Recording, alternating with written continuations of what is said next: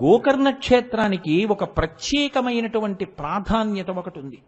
గోకర్ణ క్షేత్రంలో మీరు ఏదైనా నూతిలో నీళ్లు తీసి పోసుకున్నారనుకోండి, అది తీర్థస్నానమే.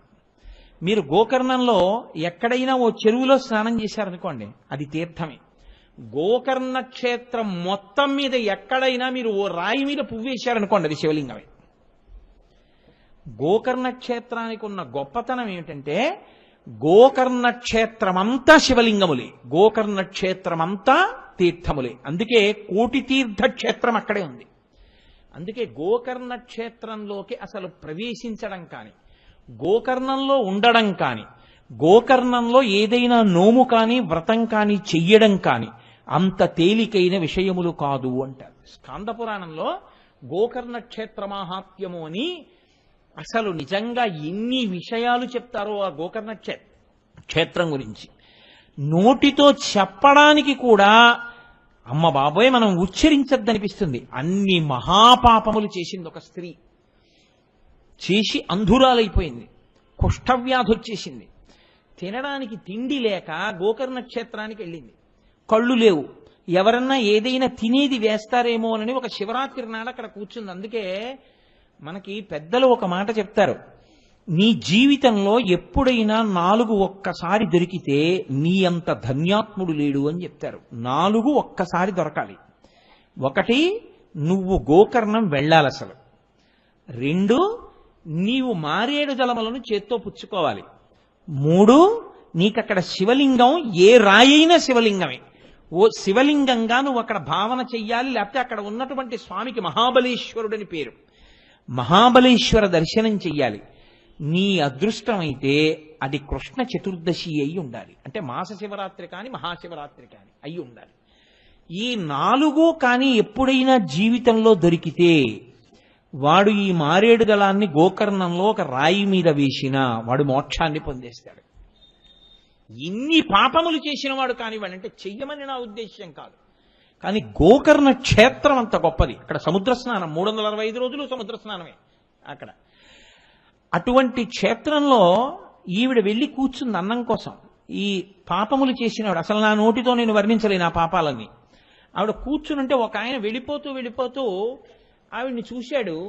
చూసి ఏమో ఎందుకు విసిరాడో తెలియదు, ముట్టుకున్నా పాపం పోతుంది కదా అనుకున్నాడో ఏమో. దర్శనం స్పర్శనం 2 గొప్పవు కదా మారేడు దళం.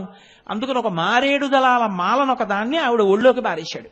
కంపు వచ్చేస్తోంది, ఒళ్ళు చీము నెత్తురు కారిపోతోంది, కుష్ఠరోగంతో ఉంది, కళ్ళు లేవు, వృద్ధురాలు, ఆకలి, ఏడుస్తోంది. దగ్గరికి వెళ్లకుండా మారేడు దళాల మాల విసిరాడు.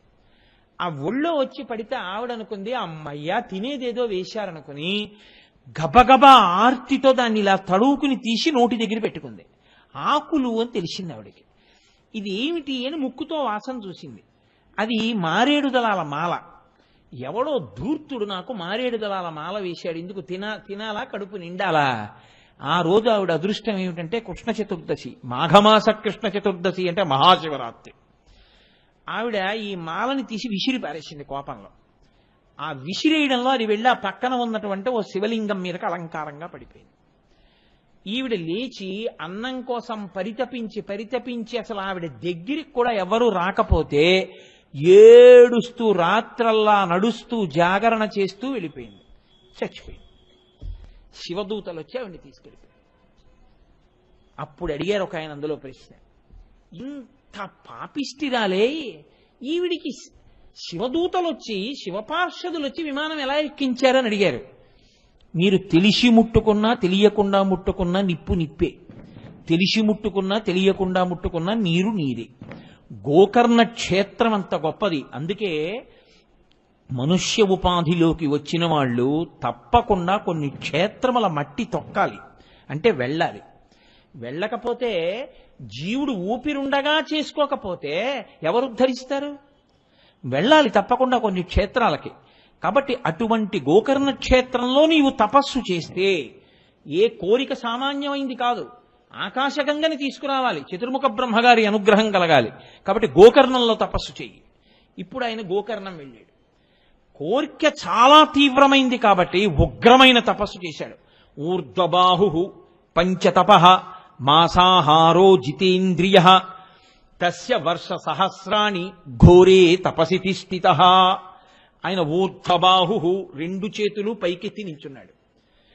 పంచతపః, పంచతపః అంటే ఇటు వెనక రెండు పక్కల అగ్నిహోత్రాన్ని పెట్టుకుంటారు. వాటి సెగ తగులుతూ ఉంటుంది. రెండు కన్నులు ముయ్యకుండా సూర్యుడి వంక అలా చూస్తూ ఉంటారు. ఎంత బాధ కళ్ళకి. 4 అగ్నిహోత్రముల మధ్యలో కేవలం బొటనవేళ్ల మీద నిలబడి సూర్యుడి వంక చూస్తూ అలా నెలకి ఒక్కసారి మాత్రమే ఆహారమును తీసుకుంటూ తర్శ్య వర్ష సహస్రాణి 1000 ఏళ్లు తపస్సు చేశాడు. అరుణాచలం మహోత్కృష్ట ప్రదేశం, గోకర్ణం మహాద్భుత ప్రదేశం. అందులోకి రావాలి అంటే ఈశ్వర శాసనం లేకుండా లోపలికి రాలేరు మీరు. ఆయన అనుగ్రహిస్తేనే లోపలికి వెడతారు. ఇప్పుడు మీకు పాపం ఉందనుకోండి, చాలా పెద్ద పాపం, ఈశ్వరుడు లోపలికి రానివ్వడు. ఆ పాపం ఏం చేస్తుందంటే ప్రతిబంధకంగా అడ్డొస్తుంది. అడ్డొచ్చి ఏదో కారణం చెప్పించి వెనక్కి వెళ్ళిపోయేటట్టు చేస్తుంది. ఏదో ఫోన్ వస్తుంది, ఆయన ఇంక వెళ్ళకూడదు యాత్రకి, ఆయన వెనక్కి వెళ్ళిపోతాడు. అంటే పాపము ప్రతిబంధకంగా వచ్చేసింది. ఇలా రాకుండా ఈశ్వరుడికి దగ్గరవ్వాలి అంటే తీర్థయాత్రకి వెళ్లే ముందు ఏది చూసి నమస్కరిస్తారో తెలుసా అండి? కపర్ది కపర్ది కపర్ది అని 3 మార్లు చెప్పి ఈశ్వరుడి యొక్క జటాజూటం వంక చూస్తారు. అందుకే ఆయన పెద్ద కిరీటం పెట్టుకోడు. అసలు ఆ జటాజూటమే అంత పవిత్రం. ఒక్కసారి ఆ జటాజూటం వంక చూసి ఆ చంద్రవంక, అందులోంచి పడుతున్న గంగ మీరు చూశారనుకోండి, అలా చూసి ఒక నమస్కారం చేశారనుకోండి, అది అశౌచమును పాపమును విరగగొట్టగలిగినటువంటి స్థితిని గంగ దేనివల్ల పొందింది అంటే ఆయన తలకి తగలడం వల్ల పొందింది. గంగ పాపములను ఎందుకు తీస్తుందంటే ఆయన తలకి తగిలింది. తగలడం వల్ల లోకము యొక్క పాపములను, ఒకళ్ళవి ఇద్దరివి కావు, కొన్ని కోట్ల కోట్ల కోట్ల మంది పాపములను గంగ తీయగలిగినటువంటి శక్తి పొందింది. ఇంత శక్తి గంగయే పొందితే అంత శక్తి ఎందులో నిబిడీకృతమైందని గుర్తు ఆ తలలో, ఆ జటాజూటంలో ఉంది. కాబట్టి ఇప్పుడు మీరు ఆ జటాజూటానికి నమస్కారం చేసి కపర్ది కపర్ది కపర్ది అనడము, లేకపోతే ఈ నామాలు ఉన్నటువంటి రుద్రాధ్యాయంతో వేదమంత్రంతో నమ కపర్దిని చవ్యుక్త కేశాయత నమ సహస్రాక్షాయత శతధన్వనీచ అంటూ శివాభిషేకం చేసి బయలుదేరారనుకోండి, అప్పుడు మీకు పాపము ప్రతిబంధకముగా వచ్చి మిమ్మల్ని ఈశ్వరుడి దగ్గరికి వెళ్లకుండా అడ్డగించేటటువంటి పాపము తొలగిపోతుంది, తీసేస్తుంది. తీసి మీరు ఈశ్వరుడి వైపుకు వెళ్ళగలిగేటట్టు చేస్తుంది. అంటే అంత శక్తివంతమైనటువంటి నామము లోకములో లోకులనందరినీ అనుగ్రహించగలిగినటువంటి జటాజూటము ఆయన యొక్క జటాజూటం. మీకు లోకంలో ఉండే పెద్ద ఇబ్బంది ఏమిటో తెలుసా అండి? వెంట్రుక తనంత తానుగా మహాపాపహేతు. వెంట్రుకలు పెద్దలు ఆచమనం చేసి పరిశేచనం చేసి వారు పదార్థాన్ని తీసుకోవడం మొదలు పెడుతుంటే విస్తట్లో వెంట్రుక కనపడింది అనుకోండి, అంతకన్నా అన్యాయమైన విషయం ఇంకోటి లేదనమాట. వారు ఏం చేయాలంటే అసలు శాస్త్ర ప్రకారం అయితే వెంటనే ఉత్తరాపోసనం పట్టి వదిలిపెట్టేస్తారు. న్యాయంగా అయితే ఇక తినకూడదు. వెంట్రుక అంత పాపభూయిష్టమైనది. వెంట్రుక ఒకటి, గోరొకటి. అందుకే ఆభిచారిక క్రియల్లో వాడుతుంటారు వాటిని, అరికాలు మన్ను వీటిని. కాబట్టి ఈ వెంట్రుక గోరు ఈ రెండు కూడా అశౌచమునకు నిలయములు. అందుకే వెంట్రుకలు ఇంట్లో ఉండకుండా తీసేయండి, వెంట్రుకలు తీసేయండి అంటారు. లోకంలో బాగా నల్లగా పొడుగ్గా ఉన్నటువంటి జడ ఉందనుకోండి, అది మోహమును కల్పిస్తుంది. కాబట్టి వెంట్రుకలను కానీ వెంట్రుకల సముదాయమును కానీ ఎప్పుడూ కూడా పుణ్యహేతువులుగా చెప్పరు. కాబట్టి వెంట్రుకల వంక చూడడం, వెంట్రుకల యొక్క సముదాయము వంక చూడడం అభ్యున్నతికి హేతువు కాదు. కానీ ఒక్క పరమశివ జటాజూటము, ఆయన యొక్క కేశముల సంఘాతము, ఆ జటలు, ఆ జడ, ఆయన యొక్క జుత్తు, ఆ కొప్పు చూసినంత మాత్రం చేత మీ పాపములన్నీ నశిస్తాయి. పైగా మీకు ఇంకొక గమ్మత్తు ఏమిటో తెలుసా అండి? అమ్మవారి జుత్తు మీరు దర్శనం చేస్తే అజ్ఞానం పోతుంది, కానీ అమ్మవారి కబరీబంధం కానీ అమ్మవారి జుత్తు కానీ కనపడవు. ఎందుకని అంటే కబరీబంధం ఎక్కడ వేసుకుంటుంది? వెనక వేసుకుంటుంది కొప్పు. ఈ కొప్పు వెనక్కు ఉంటుంది. మీరు అమ్మవారి గుళ్ళో అమ్మవారి వెనక్కి వెళ్ళి చూడడానికి ఉండదు. రెండు, ఆవిడ కిరీట ధారణ చేస్తుంది, ఆ కిరీటంలోకి వెళ్ళిపోతుంది కొప్పు. అందుకని ఒక్క ధ్యానంలో తప్ప ఆ కొప్పు కనపడదు. అలాగే ఈశ్వరుడు యొక్క అరికాళ్ళు మీకు ఈశ్వరుడు అనుగ్రహిస్తేనే కనపడతాయి. పరమేశ్వరుడు యొక్క అరికాళ్లలో చాలా గమ్మత్తైన చిహ్నాలుంటాయి. రేఖామయధ్వజుధా కలశాతపత్ర వజ్రాంకుశాంబురుహ కల్పక శంఖ చక్రై భవ్యైరలంకృతతలౌ పరతత్వ చిహ్నై శ్రీవేంకటేశ చరణౌ శరణం ప్రపద్యే అంటాం. అమృతభాండము, నాగలి ఇలాంటివి. ఏది మీరు ఎలా చూస్తారు? కనపడతాయా మీకు? వెంకటేశ్వర స్వామి వారు నిలబడి ఉంటారు, ఎలా కనపడతాయి? మీకు కనపడవు. మీకు కనపడాలంటే ఆయన కూర్చోవాలి. ఆయన కూర్చుని మిమ్మల్ని కింద కూర్చోమనాలి. మీరు కూర్చున్న తర్వాత ఇప్పుడు స్వామి మీ కాళ్ళు పట్టుకుంటానండి నా చేతులతో అన్నారనుకోండి, గృహీత్వా హస్తాభ్యాం శిరసి నయనే వక్షసి వహన్ అంటారు శంకరాచార్యులు వారి శివానంద లహరిలో. మీరు రెండు అరిచేతులతో ఆయన పాదాలు పట్టుకుని వంగి ఇలా కళ్ళకద్దుకుని, అబ్బా ఏమి ఘుమఘుమలయ్యా తండ్రి, పద్మముల చేత అలంకృతమై ఈ సువాసన అని మీరు ఇప్పుడు స్వామి తల మీద పెట్టుకుంటాను అని శృతీనామూర్ధానో దదతి తవయౌ శేఖరతయా మమాప్యేతో మాత శిరసిదయయా దేహి చరణౌ అంటారు శంకరాచార్యులు వారు సౌందర్యలహరిలో. తల మీద పెట్టుకోవడానికి ఇమ్మని అడగాలి, పెట్టుకో అన్నదనుకోండి అమ్మవారో అయ్యవారో ఏ వెంకటేశ్వరుడో. అప్పుడు మీరు మీ తల కింద పెట్టి ఆయన పాదములను మీ తల మీద పెట్టుకోవాలి. పెట్టుకునేటప్పుడు మీరు ఇలా కిందకి చూస్తే అప్పుడు కనపడతాయి ఆ రేఖలు. అందుకే అవి ఎప్పుడు కనపడతాయి? పరమయోగీంద్రులకు భావగోచరమైన సరిలేని పాదాల జంట కంటి. అవి మాంసనేత్రంతో చూసేది కాదు. బాగా యోగమునందు నిలబడగలిగినటువంటి ప్రజ్ఞ కలిగినటువంటి యోగీంద్రులు మాత్రమే అరికాళ్ళు చూడగలరు. కాబట్టి అజ్ఞానదాహకత్వం చేసేటటువంటి అమ్మవారి యొక్క కబరీబంధం గాని ధునోతుద్భాంతం నస్తులిత దళితే ఇందీవరవనం అంటారు శంకరాచార్యులు వారి సౌందర్యలహరిలో. అమ్మవారి కబరీబంధం అజ్ఞానాన్ని తీసేస్తుంది, కనపడదు. మీకొక్క ధ్యానంలోనే కనపడుతుంది. పరమేశ్వరుడు శ్రీ మహావిష్ణువు యొక్క పాదములలో ఉండేటటువంటి ముద్రలు ఒక్క ధ్యానములోనే కనపడతాయి. సమస్త పాపములను తొలగతోయగలిగినటువంటి పరమశివుని యొక్క జటాజూటం ఒక్కటే మీకు ఎప్పుడు కావాలంటే అప్పుడు కనపడదు. ఎందుకంటే అది ఆయన వెనక్కి వేసుకోడు, వెనక్కి వేసుకునే కొప్పు కాదు, అది ఆయన పైకి కట్టుకుంటాడు ఇలా జటాజూటాన్ని. రెండు, ఆయన ఆ జటాజూటం ములిగిపోయేటటువంటి కిరీట ధారణ చెయ్యడు. అంత పెద్ద కిరీటం పెట్టి కూర్చోడు పరమేశ్వరుడు, ఎప్పుడు జటాజూటమే ఆయన కిరీటం. కాబట్టి ఇప్పుడు జటాజూటం ఎదురుగుండా కనపడుతూ ఉంటుంది.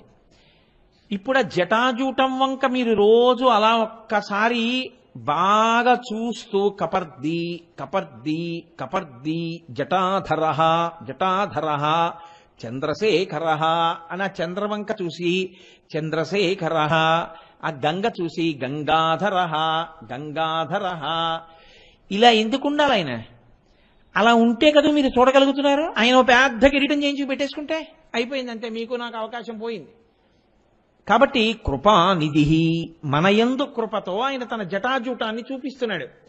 లోకములో పనికి వచ్చే వెంట్రుక అంటూ ఉంటే ఒక్క ఏనుగుదే.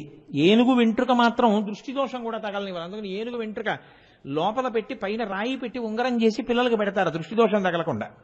ఏనుగు వెంట్రుక శక్తి ఉంది తప్ప లోకంలో ఇంకా ఏ వెంట్రుకకి కూడా పవిత్రమై మీకు ఉపకారము చేయగలిగినటువంటి వెంట్రుకలు కలిగి ఉండవు. ఏ చామరీ మృగం లాంటిదన్నో పక్కన పెట్టండి.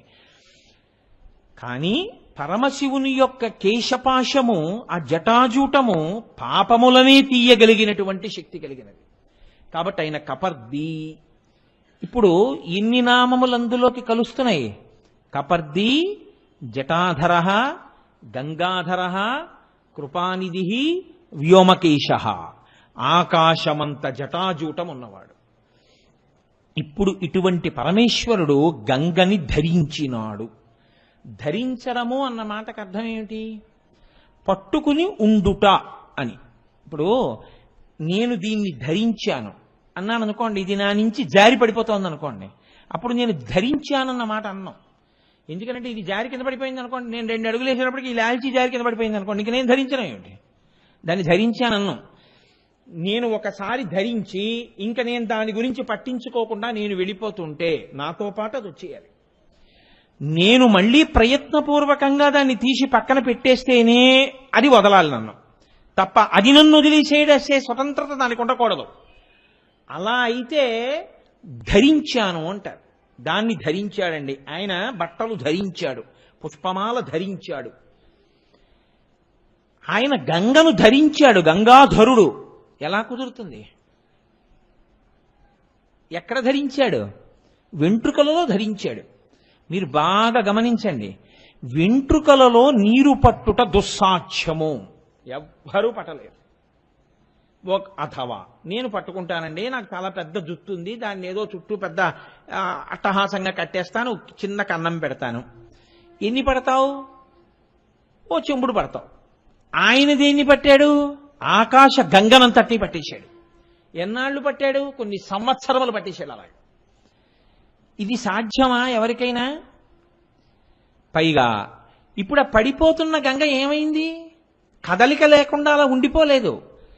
గంగ అంటే నీటికి ఒక లక్షణం ఉంటుంది, ఎప్పుడు పల్లాన్ని వెతుక్కుంటుంది, బయటికి వెళ్ళిపోయే మార్గాన్ని వెతుక్కుంటుంది. ఎందుకని ఆవిడ పడ్డం ఆకాశం మించి పడింది, పడింది శివుడి జటాజూటంలో పడింది, అక్కడి నుంచి కింద పడిపోవాలి, పాతాళానికి వెళ్ళిపోవాలి ఆవిడ. కానీ ఇబ్బంది ఎక్కడొచ్చిందో తెలుసా అండి? కొన్ని సంవత్సరముల పాటు అలా ప్రవహిస్తూనే ఉంది ఆవిడ. ఎక్కడ? ఆ జటాజూటంలోనే. ఇంత నీరంటే అది ఎంత నీరు అలా పడింది అని మీరు అనుకుంటున్నారో అంత అనుకోవడమే, దానికి లెక్కేం లేదు. ఇప్పుడు నీరు పడుతోంది, జటాజూటము అలాగే ఉంది. ఎన్ని సంవత్సరములు పడినా దానికి బయటికి వెళ్ళడానికి దారి లేదు. అలా గంగని పట్టగలిగినంత జటాజూటం ఉన్నవాడు లోకంలో ఇంకొకడు లేడు అసలు. ఇప్పుడు ఆయన జటాజూటానికి అంత శక్తి ఉంటే ఆయన శక్తి ఎలా ఉంటుంది? ఇప్పుడు ఆయన శరీరావయములు అంగ ప్రత్యంగముల యొక్క శక్తి ఎలా ఉంటుంది? ఆయన ఎలా ఉంటాడు? అటువంటి వాడు నీళ్లు పట్టడానికి ఒప్పుకోవలసిన అవసరం ఏంటి జటలో? అది గంగాధర అంటే తాను పట్టగలడు, అట్టె పెట్టగలడు, తాను వదలాలనుకుంటేనే వదలగలడు. ఇప్పుడు పట్టడం వల్ల వదలడం వల్ల ప్రయోజనం ఎవరికి కలిగింది? పట్టడం వల్ల వదలడం వల్ల అహంకారం ఎవరికి వదిలింది?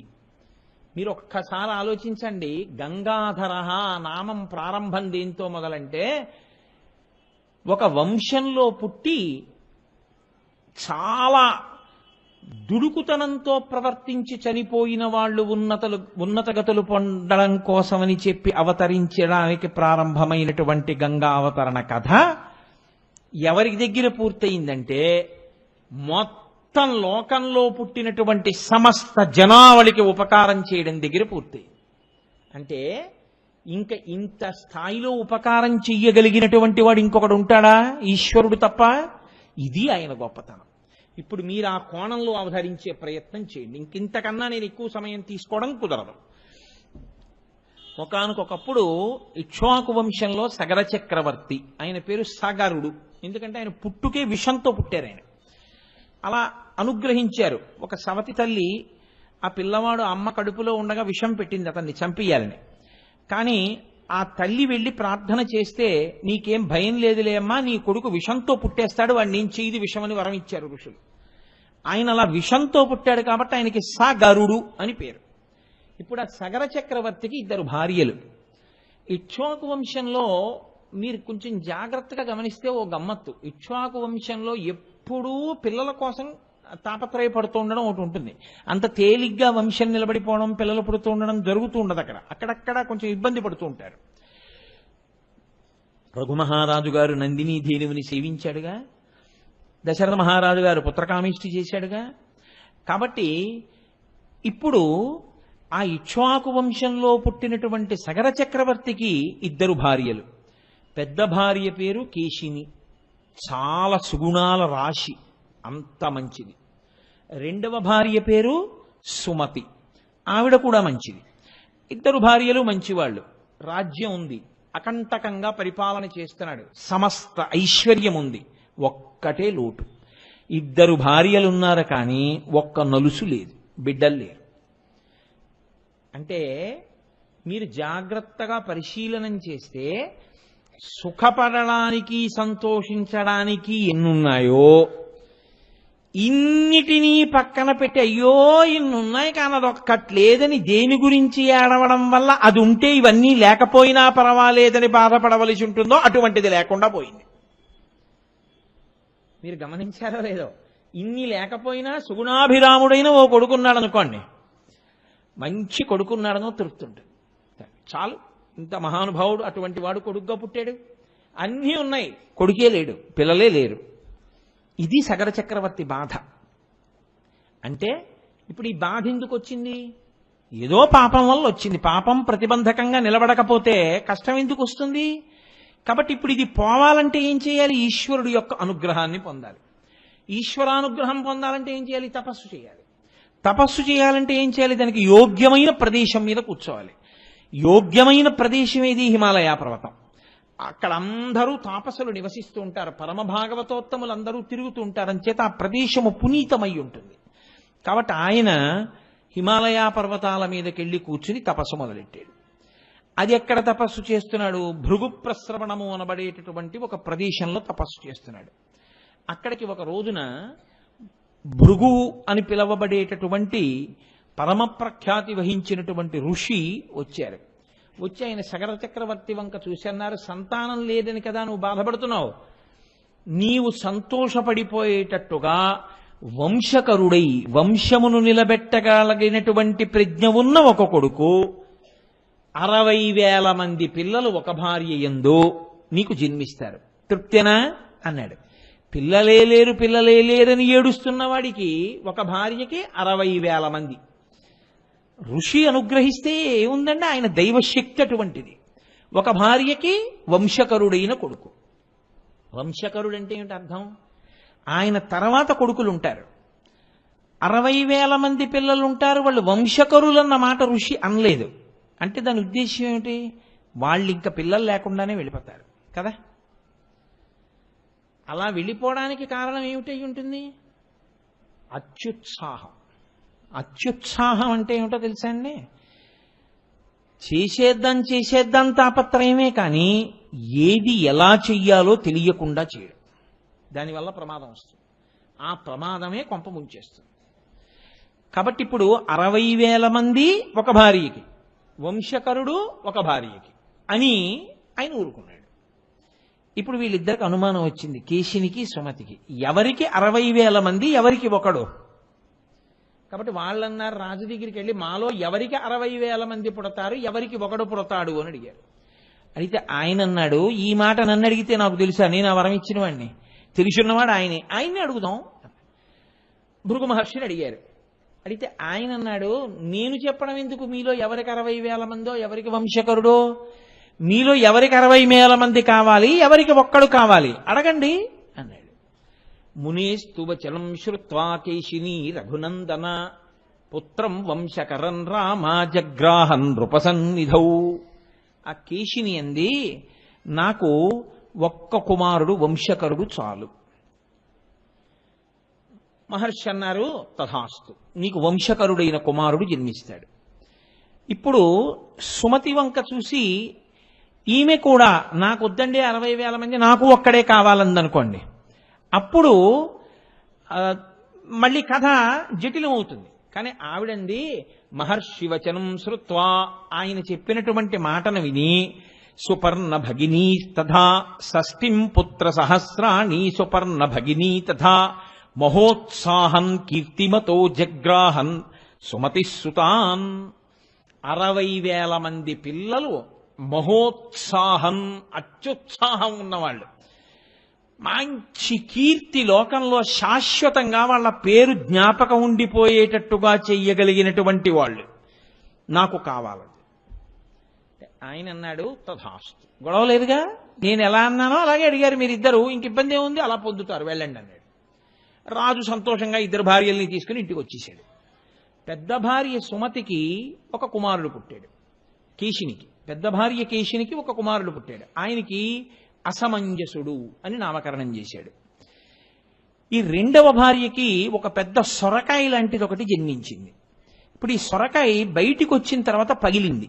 అందులో 60,000 మంది పిల్లలు, చిన్ని చిన్ని చిన్ని చిన్ని చిన్ని చిన్ని పిల్లలు. చూడండి, లింగంలో సహస్రలింగం అని ఉంటుంది, ఆ లింగంలోనే 1000 లింగాలు ఉంటాయి. అలా సొరకాయలో 60,000 పిండములు ఉన్నాయి. ఇప్పుడు ఈ 60,000 పిండాల్ని కూడా నీతి పాత్రలో పెట్టి దాదులు పెంచి పెద్ద చేశారు. 60,000 మంది పిల్లలు పెద్దవాళ్ళై బయటికి వచ్చారు. ఇప్పుడు చూడండి, ప్రిమిచ్యూర్ బర్త్ అని చెప్పి ఏదో 7వ నెలలో పుట్టేసినటువంటి పిల్లల్ని అమ్మ కడుపు ఎలా ఉంటుందో అటువంటి వాతావరణంలో పెంచగలిగినటువంటి సాంకేతిక పరిజ్ఞానం ఇప్పుడు వచ్చింది. ఆ రోజుల్లో తపశ్శక్తితో ఆయుర్వేదంతో అటువంటి సిద్ధిని వాళ్ళు పొందారు. కాబట్టి 60,000 మంది పిల్లల్ని నీతి కుండల్లో పెట్టి పెంచి దాదులు పెద్ద చేశారు. 60,000 మంది సుమతి యొక్క బిడ్డలు, అసమంజసుడు కీషిని యొక్క కుమారుడు. ఈ 60,000 మంది పేర్లేమి అని అడిగారనుకోండి, ఎందుకు వచ్చిన ఇబ్బంది ఇదంతా అని ఏం చేశారంటే, 30 రోజులు 60,000 మంది పిల్లల పేర్లు చెప్తే వచ్చే ఉపయోగం ఏముందో పుస్తకం పట్టుకుని సగరులు అనండి అన్నారు. సగర చక్రవర్తి కుమారులు కాబట్టి వాళ్ళకి సగరులు. అంటే సగరులేనా, అసమంజసుడు కూడా సగరుల్లో ఒకడే, ఎందుకంటే సగర చక్రవర్తి కొడుకే. కానీ 60,000 మందికి సగరులని పేరు. ఇప్పుడు ఆ 60,000 మంది పెరుగుతున్నారు, అసమంజసుడు పెరుగుతున్నాడు. ఈ అసమంజసుడికి ఒక లక్షణం ఉండేది. వీడు సాయంకాలం అయ్యేటప్పటికీ అయోధ్యానగరం ఆవలి ఒడ్డున ఉన్నటువంటి సరయూనది దగ్గరికి వెళ్ళి పిల్లలందరినీ ఆడుకోవడానికి రెండిని పిలిచేవాడు. రాజుగారి కొడుకుతో ఆడుకోవడం అంటే సరదా కదూ. అందరూ ఊళ్ళో ఉన్న పిల్లలందరూ వచ్చేవారు. ఈ పిల్లలందరినీ తీసుకెళ్లి వాడు ఏం చేసేవాడంటే నీళ్లలోకి విసిరేసేవాడు.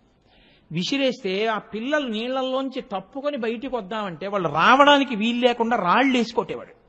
కొడితే వాళ్ళు పాపం పైకి రాలేక ఆ నీళ్లలో కొట్టుకుపోయేవారు. రోజు అలా కొంతమంది పిల్లలు కొట్టుకుపోవడం, వాడు సంతోషంగా ఇంటికి వచ్చేయడం. ఏవం పాప సమాచార సజ్జన ప్రతిపాదక పౌరాణామహితో యుక్తో పుత్రో నిర్వాసిత పురాన్. మహారాజుకి వెళ్ళి చెప్పారు, అయ్యా నీ కొడుకు ఇలా చేస్తున్నాడు, పిల్లల్ని చంపేస్తున్నాడు. ఆ రోజుల్లో రాజులు అటువంటి వాళ్ళు, వాళ్ళకి పుత్రమిత్ర భేదం గాని లేకపోతే పుత్ర శత్రుభేదం గాని వాళ్ళకేం లేవు. లోకమునకు అపకారం చేస్తున్నాడు కాబట్టి పిల్లవాడు ఉండడానికి వీల్లేదు ఊళ్ళో. కాబట్టి రాజ్య బహిష్కారం విధించాడు సగర చక్రవర్తి. పుట్టిన కొడుకు అసమంజసుడు రాజ్యాన్ని విడిచిపెట్టి అడవులకు వెళ్ళిపోయాడు. ఆ అడవులకు వెళ్ళిపోయేటప్పటికే అసమంజసుడికి ఒక కొడుకున్నాడు. ఆయన పేరు అంశుమంతుడు. ఇప్పుడు ఆ అంశుమంతుడు సగర చక్రవర్తి దగ్గర ఉన్నాడు.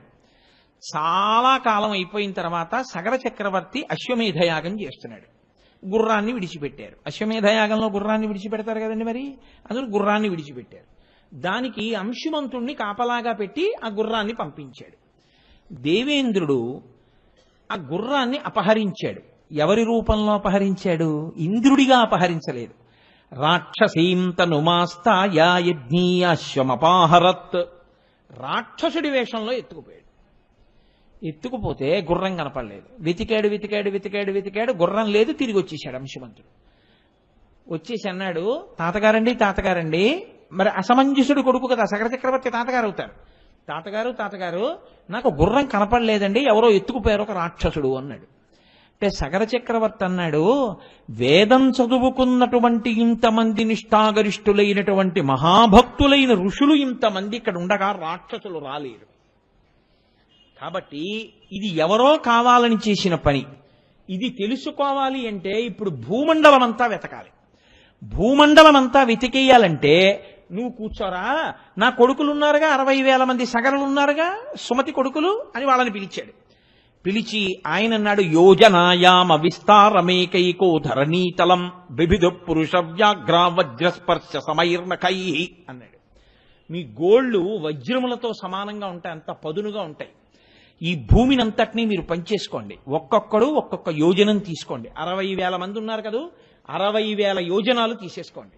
తీసేసుకుని వజ్రములతో సమానమైన గోళ్లతో భూమిని అంతటినీ గోతులు పెట్టేయండి. పెట్టేసి పాతాళం వరకు వెళ్ళిపోండి. వెళ్ళిపోయి ఎక్కడుందో గుర్రం వెతికి తీసుకురండి. ఎందుకనంటే నేను లేవకూడదు పీటల మించి, దీక్షలో ఉన్నాను. దీక్ష అంటే నియమం, అది దీక్షాంతర్గత నియమం ఏమిటో తెలుసా అండి? పూజకి కూర్చుంటే ఇక మాట్లాడడం కానీ లేవడం కానీ ఏమీ చేయకూడదు. అలా ఉండకుండా దీక్ష తీసుకుని దీక్ష చేస్తే అదంతా దీక్షాభంగమే. కాబట్టి నేను లేవకూడదు పీటల మించి. అలా లేస్తే అరిష్టం జరుగుతుంది. కాబట్టి నేను లేచి వెళ్ళకూడదు. మీరు వెళ్ళి పట్టరండి గుర్రాన్ని, 60,000 మంది వెళ్ళండి అన్నాడు. అంటే ఇప్పుడు 60,000 మంది బయలుదేరారు. వాళ్ళు భూమిని అంతటినీ కూడా వెతికేశారు, భూమిని చీల్చేశారు, గోతులు పెట్టేశారు, పాతాళం దగ్గరికి వెళ్ళిపోయారు, కనపడ్డ వాళ్ళందరినీ చంపేశారు, రాళ్ల పెట్టి కొట్టేశారు, మా గుర్రం కనపట్టలేదన్నారు. భూమి అతలాకుతలమైపోయింది, ఎంతో ప్రాణికోటి నశించిపోతోంది. ఇప్పుడు దేవతలందరూ కలిసి ఇదేమిటి, పృథివీ స్వరూపమే పాడైపోతోంది, అసలు భూమి పాడైపోతోంది. వాళ్ళందరూ చతుర్ముఖ బ్రహ్మగారి దగ్గరికి వెళ్ళారు. వెళ్ళి వాళ్ళన్నారు, ఇదేమిటి, ఇదేమాగడం, 60,000 మంది సగరులు భూమిని అంతటినీ చీల్చేస్తున్నారు, పాడు చేసేస్తున్నారు. మరి ఈ ఆగడాన్ని నుంచి భూమిని కాపాడేవాడు లేడా అని అడిగారు. అడిగితే ఆయన అన్నాడు, కాపిలం రూపమాస్తా యాధారయత్య నిశంధరాన్ తస్య కోపాగ్నినా దగ్ధ. ఆయన శ్రీ మహావిష్ణువు ఈ భూమిని అంతటినీ కాపాడుతుంటాడు. ఆయన వసుదేవుడు, ఆయనది ఈ భూమి, ఆయనదైన ఈ భూమిని ఆయనే రక్షించుకుంటుంటాడు. అటువంటి వాడు ఇప్పుడు కపిలుడు అన్న పేరుతో పాతాళలోకంలో తపస్సు చేస్తున్నాడు. వీళ్ళు ఎందుకు పుట్టారో తెలుసా? ఈ 60,000 మంది ఇంత మహోత్సాహంతో ఉండడానికి కారణం ఏమిటో తెలుసా? వీళ్ళ ఈ అత్యుత్సాహమే వీళ్ళ కొంప ముంచేస్తుంది. కాబట్టి వీళ్ళందరూ కూడా కాపిలం రూపమాస్తా యాధారయత్య నిశంధరాన్, కపిల రూపంలో ఉన్నటువంటి శ్రీ మహావిష్ణువు తన భూమిని తానే రక్షించుకోవడానికి ఆయనే వీళ్ళని చంపేస్తాడు. కాబట్టి తస్య కోపాగ్నినా దగ్ధా భవిష్యంతి నృపాత్మజాః. మీరేం బెంగ పెట్టుకోకండిరా, మీరు వెళ్ళి వాళ్ళని ఆపుదామని ప్రయత్నం చేయకండి. ఆయనకి కోపం వచ్చేటట్టు చేస్తారు వీళ్ళు ఈ ఉత్సాహంలో. ఆయనకు ఒకనాడు కోపం వస్తుంది. కోపం వస్తే ఆయనకి ఏం ఆయుధం పట్టుకోక్కర్లేదు, ఆయన ఒక్క హుంకారం చేస్తాడు అంతే, ఈ 60,000 మంది చచ్చిపోతారు. కాబట్టి మీరు భయపడకండి, మీరు వెళ్ళిపోండి అన్నాడు. ఇప్పుడు వీళ్ళు అంతా వెతికారు, కనపడలేదు. మళ్ళీ వెళ్ళారు తండ్రి దగ్గరికి. నాన్నగారు, 60,000 యోజనముల కింద పంచుకొని భూమిని అంతటినీ గోతులు పెట్టి చూశాం, మాకు కనపడలేదు గుర్రం అన్నారు. ఆయన అన్నాడు, కనపడకపోతే నేను పీటల మించి ఎలా లేస్తాను యజ్ఞంలో? నేను కానీ లేచిపోయాను, ఇక గుర్రం కనబట్టలేదని పోయినట్టే దీక్ష. దీక్ష కాని పాడు చేసుకున్నావో ఉగ్రమైన ఫలితములు వస్తాయి. దీక్షా స్వీకారం ఎంత గొప్పదో దీక్షని నియమం పాటించడం అంత ముఖ్యం. కాబట్టి ఇప్పుడు వ్యతిరిక్త ఫలితాలు వస్తాయి. కాబట్టి నేను లేవకూడదు. మీరేం చేస్తారంటే పెట్టిన గోతుల్లోంచి పాతాళం వరకు వెళ్ళిపోండి. వెళ్ళిపోతే కింది లోకాల్లో ఉన్నా సరే గుర్రం కనపడాలి కదా, వెళ్ళండి అన్నాడు. వీళ్ళు మళ్ళీ 60,000 మంది బయలుదేరారు. బయలుదేరి ఇప్పుడు వాళ్ళు భూమికి పెట్టినటువంటి గోతుల్లోంచి పాతాళ లోకంలోకి వెళ్ళిపోయారు. అంటే అక్కడ వరకు తవ్వేశారు. 60,000 మంది తూర్పు దిక్కుకి వెళ్ళారు. దిశా గజం విరూపాక్షం ధారయంతం మహీతలం. అక్కడ ఒక పెద్ద ఏనుగు ఒకటి నిలబడింది తూర్పు దిక్కున. దాని కుంభస్థలం మీద భూమి ఆని ఉంది. ఆ ఏనుగుకి విరూపాక్షము అని పేరు. దిగ్గజములు అంటామేం మనం, భూమిని అన్ని దిక్కుల్లోనూ మోస్తూ ఉంటాయి.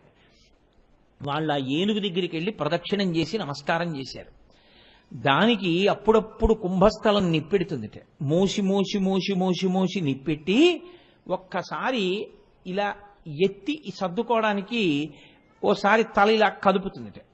తల ఇలా కదపగానే భూకంపాలు వస్తాయి. అంత గొప్ప ఏనుగది. కాబట్టి విరూపాక్షం దిశాగజం విరూపాక్షం ధారయంతం మహీతలం. తూర్పు దిక్కున అటువంటి ఏనుగుని చూశారు. వాళ్ళకేమీ కనపడలేదు గుర్రం. అందుకని మళ్ళీ తూర్పు దిక్కు నుంచి దక్షిణ దిక్కుకు వచ్చారు. అంటే ప్రదక్షిణ పురస్సరంగా తిరుగుతున్నారు. దక్షిణ దిక్కుకు వచ్చారు. మహాపద్మం మహాత్మానం సుమహత్ పర్వతోపమం. పర్వతం ఎంత ఉంటుందో అంత పెద్ద ఏనుగు ఒకటి కనపడింది దక్షిణ దిక్కున. దానికి మహాపద్మము అని పేరు. అది మోస్తోంది భూమిని. దానికో ప్రదక్షిణం చేశారు, దానికో నమస్కారం చేశారు. దక్షిణ దిక్కును కూడా గుర్రం కనబడలేదు. మరి దక్షిణం నుంచి పశ్చిమానికి వచ్చారు. అక్కడ చూశారు. అక్కడికొస్తే సౌమనసం దిశా గజం సౌమనసం ధారయత్యనిశం ధరాం. సౌమనసము అనబడేటటువంటి ఒక ఏనుగు పశ్చిమ దిక్కును మోస్తోంది. దానికో ప్రదక్షిణం చేశారు. అక్కడ గుర్రం కనపడలేదు. మళ్ళీ అక్కడి నుంచి ఉత్తర దిక్కుకు వచ్చారు. భద్రం భద్రేణ వపుషా ధారయంతం మహీమిమాం. భద్రము అనబడేటటువంటి ఒక పెద్ద ఏనుగు ఉత్తర దిక్కుని మోస్తోంది. అక్కడ కూడా ఉత్తర దిక్కును కూడా కనపడలేదు. అంటే వాళ్ళు భూమినంతటినీ వెతికి భూమిలోంచి కిందకి దిగి పాతాళానికి వెళ్ళి పాతాళంలో తూర్పు దక్షిణ పశ్చిమ ఉత్తరములు చూసేశారు. ఇక మిగిలిందేమిటి? ఈశాన్యం ఒక్కటే ఉంది. తూర్పుకి ఉత్తరానికి మధ్యలో ఆ ఈశాన్య దిక్కుకి వెళ్ళారు. వెళ్ళేటప్పటికి అక్కడ కపిల మహర్షి తపస్సు చేసుకుంటున్నారు. శ్రీ మహావిష్ణువే కపిల మహర్షిగా కూర్చుని తపస్సు చేస్తున్నారు. వీళ్ళు అక్కడికి వెళ్ళి వెతుకుతున్నారు. వెతుకుతూ ఉంటే వీళ్ళ యజ్ఞాశ్వం అక్కడ కట్టేశాడు ఇంద్రుడు పట్టుకెళ్ళి. అక్కడ కనపడింది ఆ గుర్రం. అన్నన్నా అత్యుత్సాహం కదండి, ఆలోచన తక్కువ ఉత్సాహం ఎక్కువ. ఇదిగో రామన గుర్రం అన్నారు. అమ్మమ్మమ్మ, ఎంతకాలం నుంచి వెతుకుతున్నానరా. నాన్నగారు అలా కూర్చుని ఉన్నారు పాపం దీక్షలో లేవకుండా. ఈ గుర్రాన్ని ఇక్కడికి తెచ్చి కట్టి ఎవడ కట్టేసి ఉంటాడు రా ఈ గుర్రాన్ని అన్నారు. తపస్సు చేసుకుంటున్నటువంటి కపిల మహర్షి కనబడ్డారు.